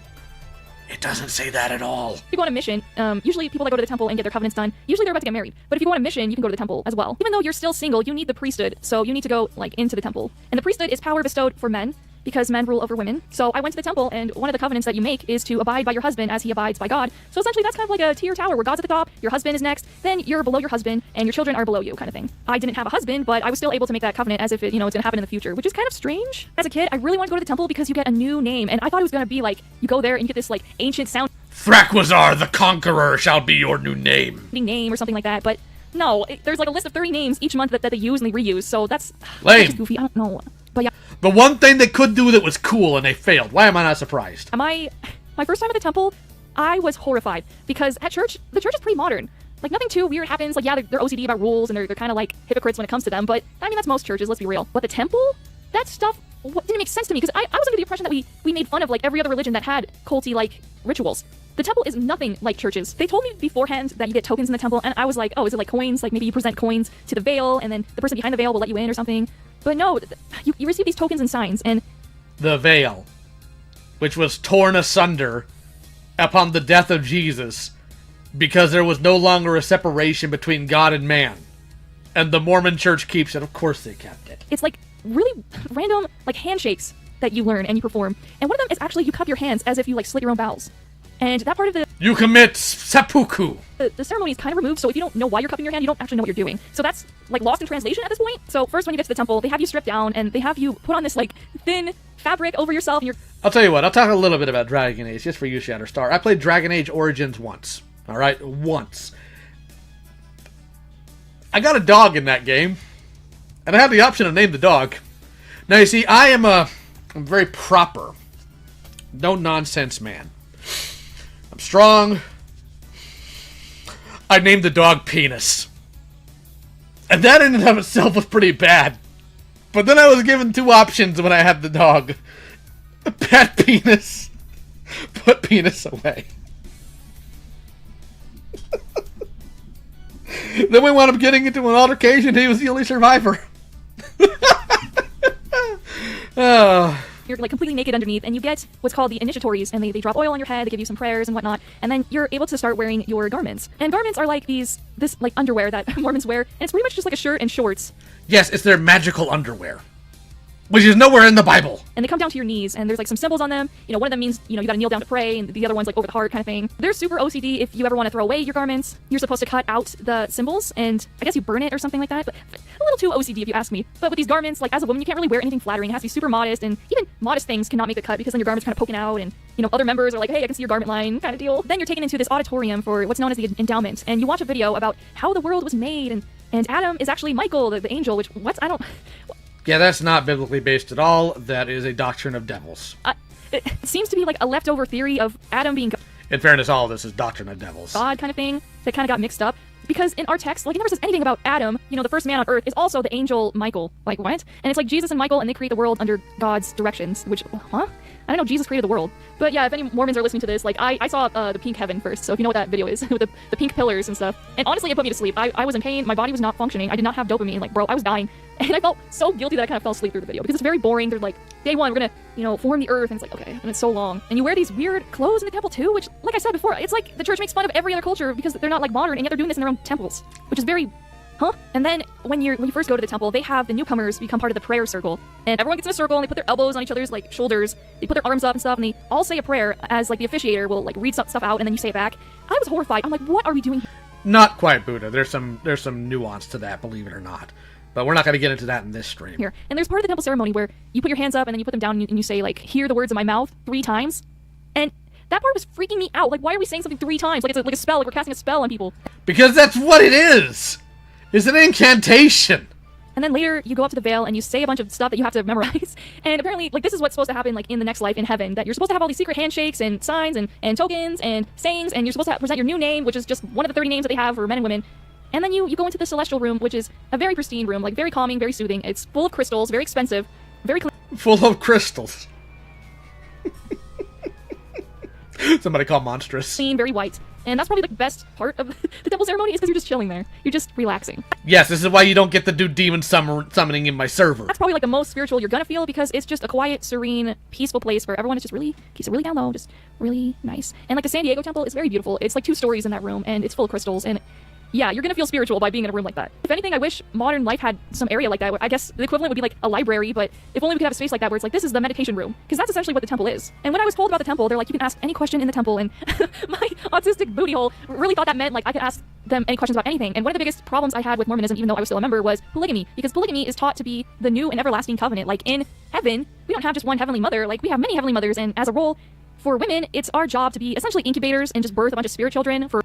Which, by the way, is not biblically based in any way, shape, or form. In fact, the Bible talks about how there's not going to be sex or gender or married or unmarried or any of that. So, yeah, congratulations, Joseph Smith. Again, more doctrines of demons. For one God. And as a kid, I would always admonish myself for being super upset about that. Anytime polygamy would be brought up, I would get really upset because I'm not polyamorous. Like, I'm a one and done kind of person. If I can never find someone, like, I'm not gonna like be with more than one person. And I know Mormons don't practice polygamy in modern day, but they did when Joseph Smith founded the church, because Joseph Smith just wanted to have everyone. He wanted all the women for himself, but we'll get into that later. So I'm going through the temple thinking, I can ask any question.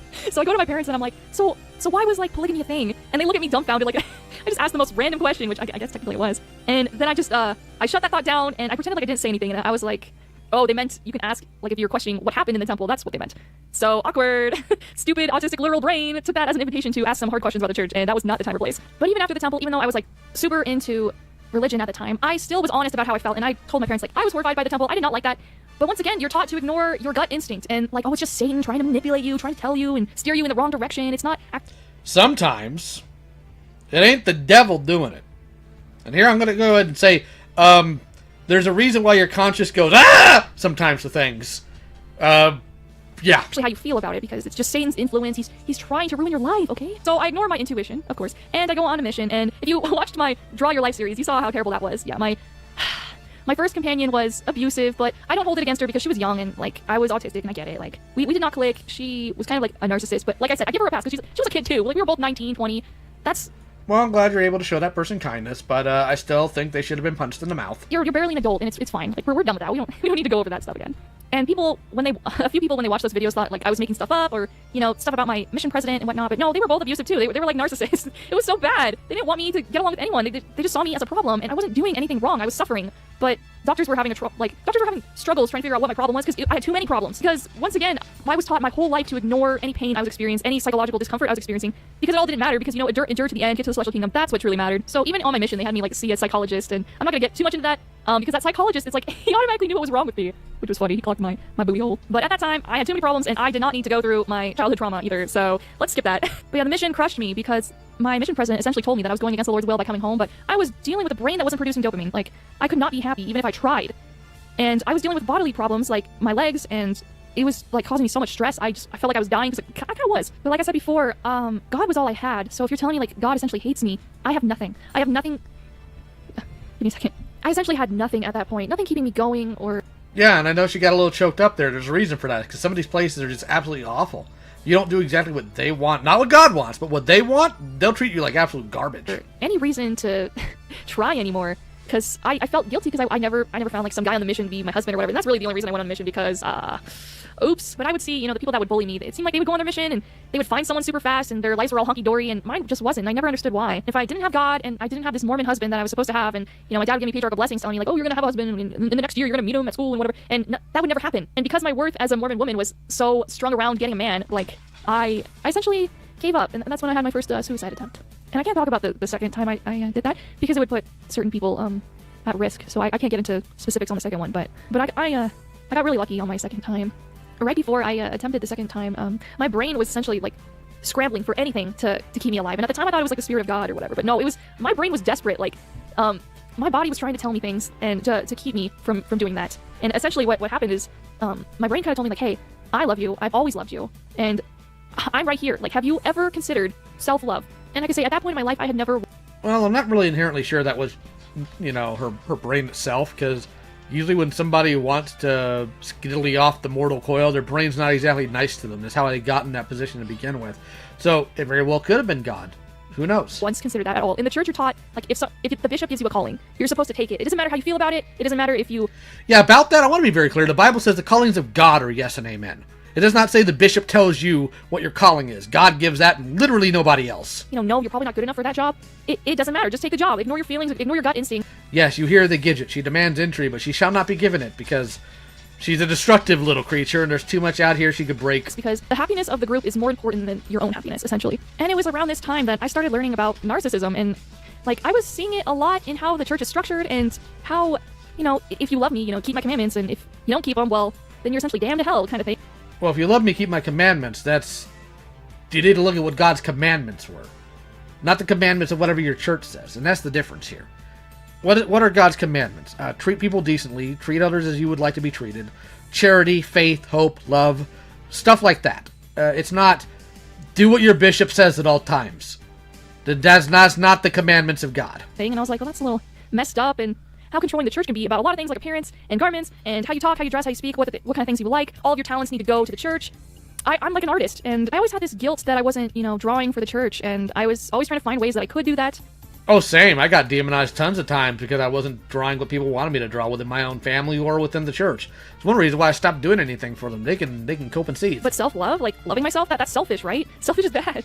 But no, you can't really know yourself until you start loving yourself, and it's going to be hard for you to love other people if you can't even spare any love for yourself. Me letting people treat me bad or bully me and all that garbage, like, that's not me loving myself. That's me being a doormat. That's me being submissive, you know, like, bullcrap. And so I was kind of sidetracked with all the Mormon stuff. I was too busy trying to keep my own self alive. So I went on a path of, you know, self-love and whatnot. And I'll probably talk about, you know, how I overcame a lot of that in a different video, because I don't want to veer too far off the actual topic of this video, which is just the Mormon stuff. But, yeah, even after those... Guys, I'm sorry. I actually can't let her in here right now. There's some expensive stuff she would actually break. I'm sorry. 2 attempts, I thought it was like the spirit talking to me. But no, bro, it was my body. My body's like, hey, I know we're, like, dying, but I am still trying. You are not giving up on me. That's literally all it was. It's kind of amazing how much the body can go through, and it still kicks, and it still fights to survive, and I think that's amazing. But, you know, as I was getting older, and I still wasn't dating anyone, but, you know, at that point, I'm not in the mood to date. I have other struggles going on.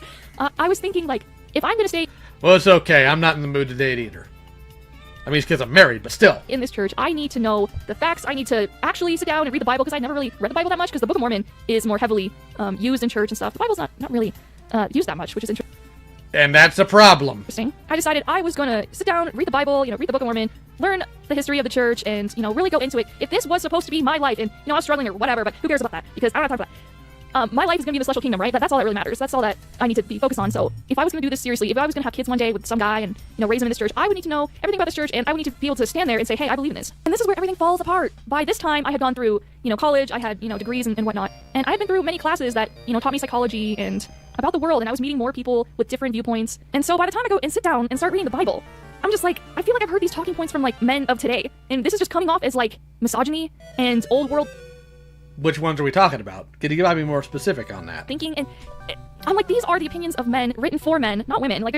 Brother, if you actually study the Bible and you look at what's actually said there, that sucker does not sit there and give men the best of things. We're actively told, hey, the thing your body wants to do, don't do it, stupid.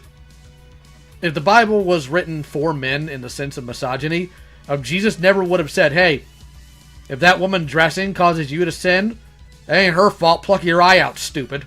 There's really nothing for women in the Bible, or the Book of Mormon, or really any book like that, because it's from men. And that was starting to really bother me. It's not like you have a chapter in the Bible that's like, oh, women, you should drink these teas for your hormones, and you should eat this way, It doesn't do that for men either. And this is what I was talking about earlier, is that sometimes people will look in the Bible for something that it's not.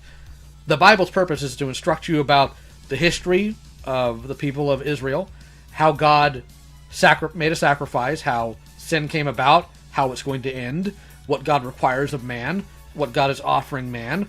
It is not here, and man as in mankind, is not here to teach you about herbal teas. It is not here to teach you about how to upkeep your own health, because that's not the Bible's purpose. It's essentially like going to a mechanic shop, getting an auto part catalog, and being surprised that you can't find the bread you're looking for. And I'm not saying that to be derogatory to sugar here, because this is something a lot of people struggle with, because they don't really know what the Bible's purpose is. They expect it to be something that it isn't, and therefore get upset when it's not. Because I was struggling with so many, body problems and mental problems, and I was trying to fix them all at the same time, which is, a lot. It was a lot. I was dealing with, CPTSD, and the Bible says there's a reason why people go to a physician. The Bible doesn't give you, healthcare advice. And I was trying to figure that out. I was trying to heal, childhood trauma. I was going through it, and I was busy. I was a busy bee. And reading the Bible or the Book of Mormon, that was not giving me peace. It was just making me upset. The stuff that they have in there, I'm like, this... Also, I wish you'd be more specific about whether she's talking about the Bible or the Book of Mormon, because they are separate texts. This is ridiculous. To blame Eve for the apple, and then, that's why she has, terrible pregnancies, and that's goofy. That's some goofy garbage. What I really needed was modern medicine and... Okay, what does Eve and the temptation have to do with your modern medicine? And the reason why Eve... Technically, they're both blind, both Adam and Eve. It says that Eve was deceived. Adam wasn't. Which means Adam was actually the worst of it, because he knew full well he was doing wrong when he did it. There wasn't even a question of him being deceived about it. So, I don't know how that's a correlation to, how you personally felt in terms of your health. I don't get that. Modern techniques, modern psychology to help me through all the problems I was dealing with. Because the old world stuff was not helping. It was... The Bible's not a psychological book either. It's not here to tell you about how to fix your brain when your brain has problems. Well, those religious texts are kind of full of guilt and shame. If your life isn't going well, that's because, you have to be more spiritual, and then God will bless you. But that's not how life works. That's also not what the Bible says. I mean, if you look at any of the life of the apostles, it wasn't exactly a cakewalk. All of them are dead. Most of them through martyrdom. It wasn't some of these people walked with Jesus in flesh and were murdered because of their faith. They did not have this happy lifestyle. The Joel Osteen way of Christianity is a false doctrine. I say, a lot of people say this, but the fastest way to lose faith is just to sit down and read the Bible page to page. And not when you're younger, but when you're older and you've had more world experience and you've met multiple people with different cultures and different... I mean, if you're going in there believing the book's going to be something it isn't, yeah, you're probably right on that. Different ideas. Not to say that everything in Mormonism is so terrible, because it's not. I think there's a lot of benefits, and I think if you ignore the actual scripture stuff and you're focused on the community stuff, it can be a fine community. Certain wards are nicer than others. I just happen to be in a very toxic ward full of very materialistic people that... Wards? I only hear about wards in one place, and that's prison, buddy. Really did not like neurodivergence. So that did not play in my favor, but that has nothing to do with the church, because I know there's plenty of wards with nicer people. I've heard. I haven't really experienced, but I've heard. So then I got really deep into church history, and stuff was not adding up in the slightest. And I was prepared to stay in the church forever. I was fine with all my preconceived notions and just my fears about the doctrine or whatever. I just kind of ignored that stuff. Because it was what I was taught. I wasn't taught anything else. I wasn't taught to be anything else. Like, every morning before I go to seminary, before going to high school, which kept me all sleep deprived, my dad would always tell me, you're a daughter of God. So that's who I was. I was a daughter of God, right? That's all I could ever be. That's who I was destined to be. But then I started learning about the facts of the church, and it was all coming unraveled. The church was founded by a man named Joseph Smith, who said he found some golden plates, and then he translated the Book of Mormon and all that. But no one ever actually... Yes, golden plates that only he could see. Totally. By staring into a hat that's completely dark. Saw the gold plates, and then the angel took away the plates. That's pretty convenient, don't you think? And his first vision account... Don't get me started on Kenneth Copeland. That man's actually possessed. ...is really what a lot of, the modern-day prophets say is, like, the end-all be-all. If that account is wrong, then the whole church is wrong. Well, that first vision account, there's multiple different versions that Joseph Smith would tell throughout the years, and during his time, there was other churches just like his telling similar tales. And the one that the church uses today is nothing like his first account. And if you're going to give an account of a story, you're going to have to go to, like, the first one someone says. So if they're, like, 12 and they're like, this is what happened, then you're going to look at that account because it's going to be the most accurate one because it just happened.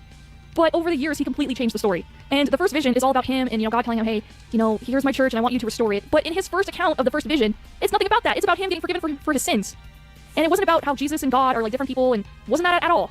So when I read that, it's like my faith collapsed. Once again, like I said before, I had nothing if I didn't have God, and I didn't have like this idea that I was supposed to go to the celestial kingdom when I'm dead. And now when my faith like unraveled... Well, yeah, Joseph Smith was a liar, a con man, and a thief, so makes sense. I just laid on the floor, and I didn't know what to do. It was like my world crumbled. The way I saw reality didn't make sense anymore, because I just felt like I was completely lied to. And the whole golden plates, well, Joseph Smith was a treasure hunter, and he would trick people. He was a little liar. He would say, there's like a spirit here, and we're gonna find gold, and they would go and dig for gold, and it was called like slippery treasure or something like that. And if you did rituals wrong while you're searching for gold, then the treasure would slip away, the ghost would take the treasure away. And if you read the Book of Mormon, there's passages in there that have that kind of language. And to do some of those rituals, he would like kill animals and stuff. That doesn't really seem like a good man to me. And well, it's also the fact that animal sacrifices were done away with, so, yay! As a kid, you're taught, like, Joseph Smith would get tarred and feathered a lot by the people in his town, and you're taught, like, oh, it's just because he's like a spiritual man, and they're being mean because they... I don't think he should have been tarred and feathered. I think he should have been beaten. They don't like God, and then you get older, and you realize it's because he was doing polyamory, and he was just trying to steal every woman he could. Even some young girls as well, and one of them was just completely devastated when she had to marry him, and he said if he did not marry her, like, her family would be killed by, like, angels with flaming swords kind of shtick. Like, does that not sound like a whack job? Like that? Because he was. Well, I didn't even say a whack job. Whack job is somebody who doesn't know that they're living under delusion. Joseph Smith was just an idolater, a demoniac, an adulterer, possibly a pedophile. That sounds abusive, because, in modern times, like, the church has prophets, and none of them really have visions of angels or anything, or Jesus came to be. They don't say anything like that, because they know if they did, like, people would want to fact check them, but they don't say that. Instead, it's, like, implied that, the prophets, they see Jesus in the temple and in the Holy of Holies room. But, no, this church is made up. Anytime a prophet comes out with, like, a new prophecy, especially in the latest years, they go back on it, because it's so horrendous. Yeah, the fun thing about the prophecies within the Bible, if the prophet's rate isn't 100% accuracy, he's not a prophet. Don't trust that dork. Like, when I was on my mission, there was a new rule that if your parents were gay, you had to out them and say, like, I disown my parents before you could get baptized in the church. That is awful behavior. Like, you can't just force a kid to do that to their parents. Because that is so horrendous, it's like a prophet backed out. Like, oh, that wasn't a revelation. Oopsie. All right, then what is a revelation? What is speaking as a man? How am I supposed to trust you? Like, that was the only other reason I was in the church, is because there was modern-day prophets, apparently. And then over a few years, they started changing more things. Like, the temple ceremony, I was talking about, holding your bowels, like, because you cut your stomach up, and, like, you're holding your bowels. They don't exactly tell you that in the temple, but that's what you're doing when you're holding your hand in a cupping shape. I was so offended in the temple when they removed the part where you're supposed to, bow to your husband, essentially, and yield to your husband like he... The Bible says nothing about bowing to your husband. What is this? Is this feudal Japan? Yields to God. They removed that. I was so offended. This is supposed to be the restored church, the restored temple and whatnot, and you keep changing things. So is it... The Bible never talks about a restored temple. Jesus said that he was going to break the thing down to where one brick wasn't standing on top of the other. Not restored. Continuing revelation? Get out of here. Either God is into this weird stuff or he's not. Does he really not change? Because it seems like he does on a dime. And Based, because he doesn't change. So we know he's not into that stuff. I didn't talk about it, but when I was a kid, one of the coolest things you learn in the church is, like, you'll become a god one day and you can, create your own world. Now, if you tell it to, like, an artist like me, I'm going to love that. Now, it's only for men, because apparently men create worlds, which, as a woman, that doesn't make sense. I thought that was awesome, and I kind of ignored the part where it's just men creating worlds and women are supposed to just, sit there and be incubators. But yeah, I started really questioning my role as a woman, and maybe I wasn't wrong as a kid, thinking, like, I'm not... Yeah, and a lot of people seem to miss the fact that the Bible says that we're made in the image of God, and that means more than just the physical. There's not a single other creature within reality, including theology, including Christianity and all the things within it, that can create wholesale. Other than God and man. The devil can't do it. Demons can't. Angels can't. And animals can't. They can procreate, but they can't conceptualize and create out of nothingness. That's one way in which we are like God. The Bible opens and tells us the very first thing about God, The very first thing it tells us isn't about, of his wrath, or that he's a warrior, or that he is the righteous judge. It's first thing the Bible tells us, in the beginning, God created. That's the first thing the Bible tells us about the nature of God, is that he creates. Not a submissive woman. I don't know why, but I don't exist just to be some man's wife. Like, I want to be a partner with someone. And that was dismantling and falling apart. Women in the church are not treated well. We are second-class citizens. We're below men. We're taught to essentially True, unfortunately. worship men. Is there any women gods? No. Is there any, guidance for women? Well, I mean, technically, if you want to get real critical about it, God uses he, him pronouns, but he is not a physical entity. Women's health or anything like that in the Bible, in practices or anything? No. Well, no, there's nothing about women's health. There's also nothing about men's health. Again, you're trying to use the Bible like it's a health book, but that's not its purpose at all. That's the problem I have with what she's saying here, essentially. You can't judge a book for something it wasn't intended to do. Again, I can't look at a mechanics repair book and get mad that it doesn't have a recipe for bread in it, right? Because we're not important. Because men don't understand women's problems. Because they're not women. Also not true. Women are extremely important. There's a reason why Mary is so revered. Women are extremely important.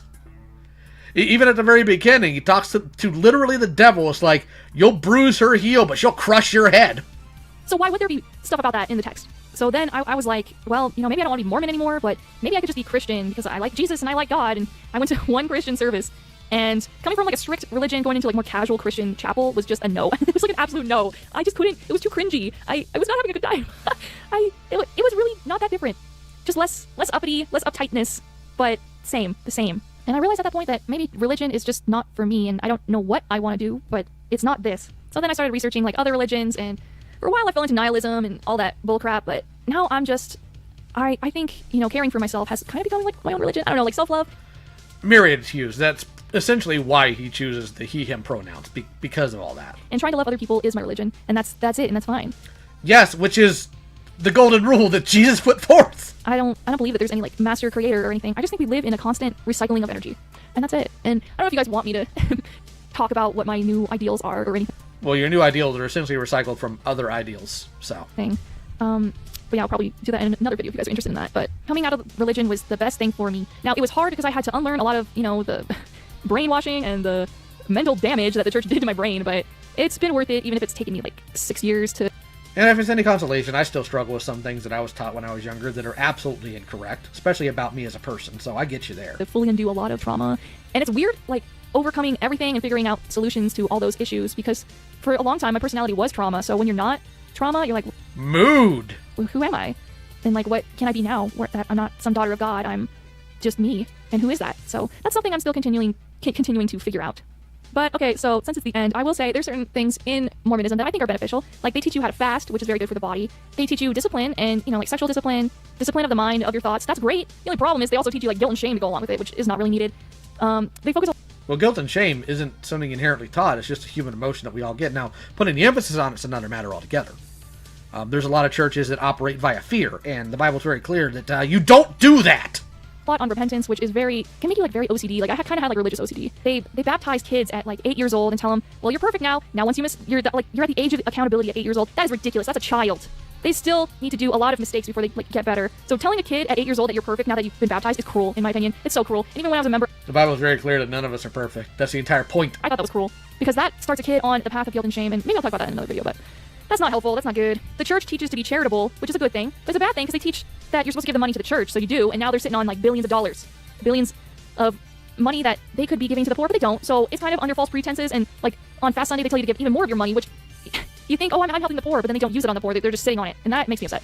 Yep, the Bible's pretty clear about charity and taking care of people who can't take care of themselves. But do people half the time do it? No, of course they don't. There's a weird teaching that in the millennium, when Jesus comes back, they're going to need that money. Jesus needs money? Are you hearing yourself? Does that make any sense? No. Teaching things like virtue and choice and accountability.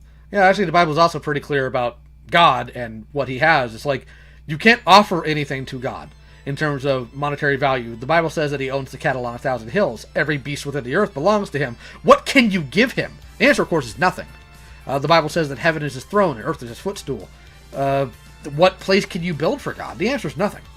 And that's the point. It is a great thing to, teach to kids. I think that stuff is fine. Teaching polygamy to little girls is very disheartening to hear. And gross and wrong. Because you're just The church likes to say, oh, men and women are equal, but they're not, because women are treated like underclass citizens. They really are. And to think about being in the next life, being some god's concubine, ain't very fun. It's not fun, and it's just sad. The church teaches modesty, but the church also teaches that if you wear anything inappropriate, you essentially become pornography for men. As if men are like wild creatures that can't handle their own sexual desires. Like they can't... Which is why the Bible says that if your eye offends you, pluck it out. If your hand causes you to sin, cut it off. Jesus didn't play games about that. Jesus didn't play games about what he expects people to be responsible for. If that woman dressing loosely makes it to where you can't handle yourself, the issue isn't go make the woman put on different clothing. It's, hey, stupid. Your problem, not hers. Also, to Buddha Cat, the reason why Jesus got angry in the temple, because a lot of people think it was just the selling. It wasn't inherently the selling. I'm going to explain why Jesus got angry. So if you recall, what he said was that you have turned my father's house into a den of thieves. And the reason he said that wasn't because they were money changers, right? Those are something that exists in reality. Any culture has them one way or another. God did not sit there and decry the basic concept of capitalism. God's problem, Jesus' problem, was what they were selling. Because under the Old Covenant, under the Old Testament, you had to have a sacrifice every year for the rolling back of your sins. And this sacrifice required an unblemished animal, whether it be a sheep or whatever have you. What the change makers were doing was and the reason why, let me backtrack a little bit. The reason why you had to have this was because the entire time between the last sacrifice and now, that year period, you had to take care of that animal. You had to keep it safe. You had to keep it fed. You had to keep it happy. You had to keep it healthy. The people at the temple, though, were selling those, saying, well, you don't have to do the work, we'll do it for you, and then you can put your offering to God. So he got mad. He flipped these tables, which were made of stone, by the way, and drove people out with the whip and called them defilers, that you have turned my father's house into a den of thieves, because they were robbing from God sacrifice. Because it was a sacrifice of their time and their care for another living thing for their own sins. Instead of doing the work, it was given to them easily. That's why God got angry. That is ridiculous, and that's like almost abusive towards the men, like treating them like wild animals, essentially. So while there are good things in the church, there's like the other half that's bad. Well, some women want to be treated like wild animals. They want to be patted on the head and fed occasionally and told they're good kids. I wish one day they'll fix those problems, but we'll see. And we call them gremlins. I won't be there to see it, honestly, because I don't care anymore. But yeah, this was kind of my Mormon story. But yeah, I'm good. I'm chilling. I'm vibing. I'm feeling like the happiest I've ever been in my entire life because I've fixed my ADHD problems. I've worked on my body and stuff, fixed that up. Like I can walk again. I'm not struggling anymore, and now I can finally become an individual. I'm a little old for that, but that's okay. We all have our different timelines, right? But yeah, that's about it. Yeah, we're all supposed to be. They're all supposed to be individuals. That's the point. So I'm going to go ahead and go back to the super chats now, since that video is done and we're near the end of the stram. Oh goodness, you guys have been very kind today. Let's see here. Let me make sure I refresh this so I have all of them here.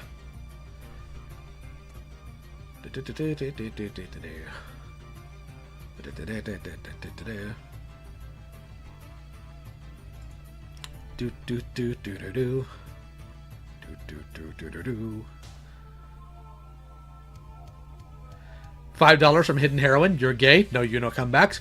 Agumon for $5. Lyle, my dad is 10 years older than you, and he somehow has a better grasp at computers. Yes, I am bad at this, I know. Amara, I am not going to butcher that name, I'm sorry, $5. I'm a little behind, but was reminded that there is a Supernatural episode about a church group doing the snake handling bit. Never cared for Supernatural, but that doesn't surprise me. Lucky in for $10. There's those Christians who will say love everyone, but then shun gay and trans people. Thank you for using your teachings to help people who face struggles in their life because of their identity. Do the best I can. Those people are awful. Rock Roldis for $5. I remember 7x7 because I played the Bible Adventure on NES. Jank game, but fun. You had to get 7 males and females with clean animals. True. At least I recall correctly. Yen for $10. What do you think about how much the Bible is set in reality / affected by common folk tales, or the stories are affected by certain hallucinations, but the morals within the stories are valuable? I don't think any of them are hallucinations, nor do I think they're affected by folk tales. I think they're the origin of a lot of folk tales. We could actually sit there and go through King Arthur and Merlin and how it's a type and shadow of King David and his prophet. The Linden Hour for $2. It's called Hiffle, Home for Infant Lose. Good DBZ reference. Starbird for $10. The White white wedding dress was only popular after Queen Victoria. Before, white was a luxury and usually folks wore their best. Meanwhile, China is very colorful, sometimes seasonal. India is also colorful. True. Masterpiece for $5. Since you were a Christian, do you consider JW and Mormons to be cults? Answered that previously. Yes. Patu for $2. Presbyterian or Unitarian? Neither. Patu for $2. Dante's Inferno is cringe Bible self-insert fanfic? Yes. Lousy Lou Loser for $5. Never say Jin Alpha language again, and I'll give you $200. Joking. Juno 8 Glass for $5. Ex-Mormon here. Mormon Girls Camp was an excuse for adult men to boss around little girls and be creeps. Lio say Skibbity Toilet Riz. Well, there I did. And yes, I'm sure it was. Raccoon for $5. An ex-Mormon, but all I know, not all religions are bad. Not all religions are evil. True. Linden Hour, $2. You dong Fidel. Yes, dong Fidel. Smash Bandicootism. Draven, $5. Twitter is the mark of the beast. No, it's not. Stop that. Here, I'm going to go ahead and tell you guys real quick. In order for there to be the mark of the beast has to have been in power. And for a while. If he ain't around yet, the mark ain't either. So there's your real easy look there. It's pronounced Descane. Like Roland Descane from... I've never read Dark Tower. I do not care for Stephen King. It was Stephen King, right? But Elon is in power. Yes, and he's a dork. He's not the Antichrist. Platinum AMX for $5. I'm sending you to a super chat to remind you that you said Butch Hartman made SpongeBob. Are the inner machinations of your mind and anyway? Yes, they are. I'm tired and old. Please forgive me. Don't fill my comments with raging at me about it. I get it. It was Steven Hilleberg. I'm sorry. Alright, so what we're going to do now, since we are essentially done with this stream, and I've got stuff to do before I go to bed, I'm going to go ahead and let the stream beginning thing play for you guys. And then it's going to be the end of the stream. I appreciate you all coming by. And hopefully we can do this again next week with a different topic. Until then, take care and have a good week. From beyond the stars, come the brave and mighty Thundercats. Thundercats! Ho! Don't miss the action as the mean and ugly mutants attack! Team up with the most evil one of all, Munra. To steal the sword that holds the Thundercats' superpowers, the magic eye of Thundera. Join the bravest of them all, the Thundercats. Thursday night at 8 on Television 28. Go get him, Dragon Walker! Go! Dragon Walker, Battle Armor, He-Man, and Skeletor and Merman each sold separately. Step right this way, He-Man! Batteries not included. What's that? Take that, He-Man! May the mighty in power prevail!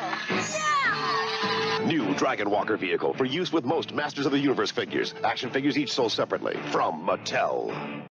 Hey kids, this is Lion-O, inviting you to share all the exciting adventures of the Thundercats. Join Panthro the Deadly, Tigra the Invisible, Chitara the Quick, Wily Cat and Wily Kid, and Jaga the Wise, as we do battle with Mumra and his band of mutants. Oh, sure. Just forget about me.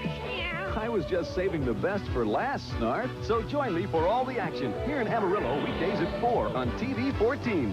Channel 14. Ho!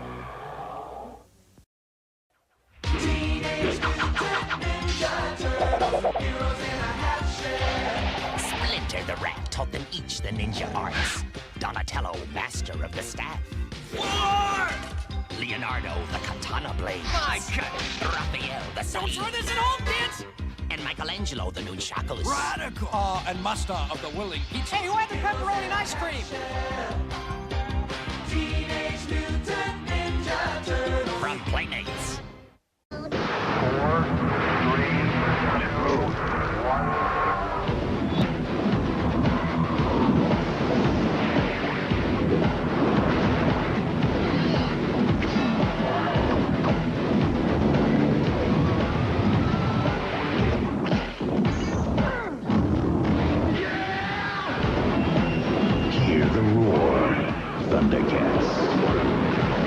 Tonight at 7 on Toonami.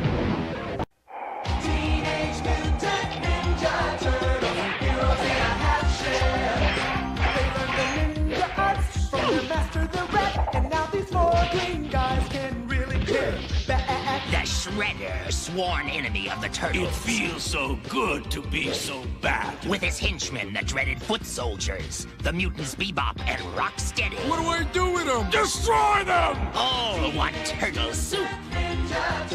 From Playmates. It's the 90s. Women are strong, stable. Oh, that hurts. I don't want to do this anymore. Some more than others. For me, one stands head and shoulders above the rest. Chitara, ho! She's everything the modern woman should be. Right in front of you, Tigra. Brains, beauty, blinding speed. There's no damsel in distress. I can't do it, but Chitara can. If you're wondering about the woman of the next millennium, Leave it to me.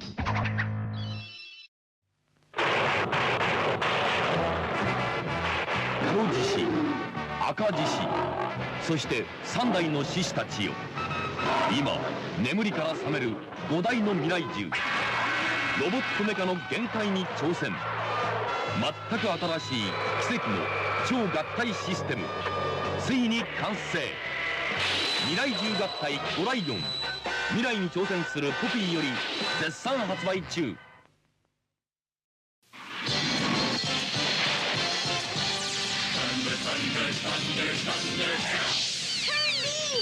Thundercats Cat's Lair.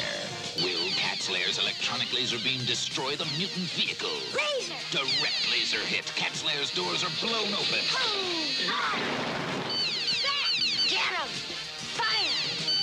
Retreat! Cat's Lair defeats the mutant vehicle. Cat's Lair, complete with mutant vehicle. Figures sold separately. Assembly required. Batteries not included. It's a grand toy. Mechanized, metalized, in disguise, Ace War, X level, Transmetal. Metallic machines 3 times as mean. New Transmetal Optimus Primal steels for battle, changing to rocket-powered hoverboard. Maximize! To full-on BattleBot with mace cannon. New Transmetal Megatron with 3 Transmetal modes. From titanium T-Rex to turbine-powered hovercraft. Terrorize! Changing again to beastly robot warrior. Up against one ape that doesn't monkey around. They're strong as steel, they're cool as chrome. Beast Wars, Transmetal. New figures each sold separately. sit back and relax. It's Thundercat time. I can feel dark powers. The Eye of Thundera. It is your destiny that you hold in your hand.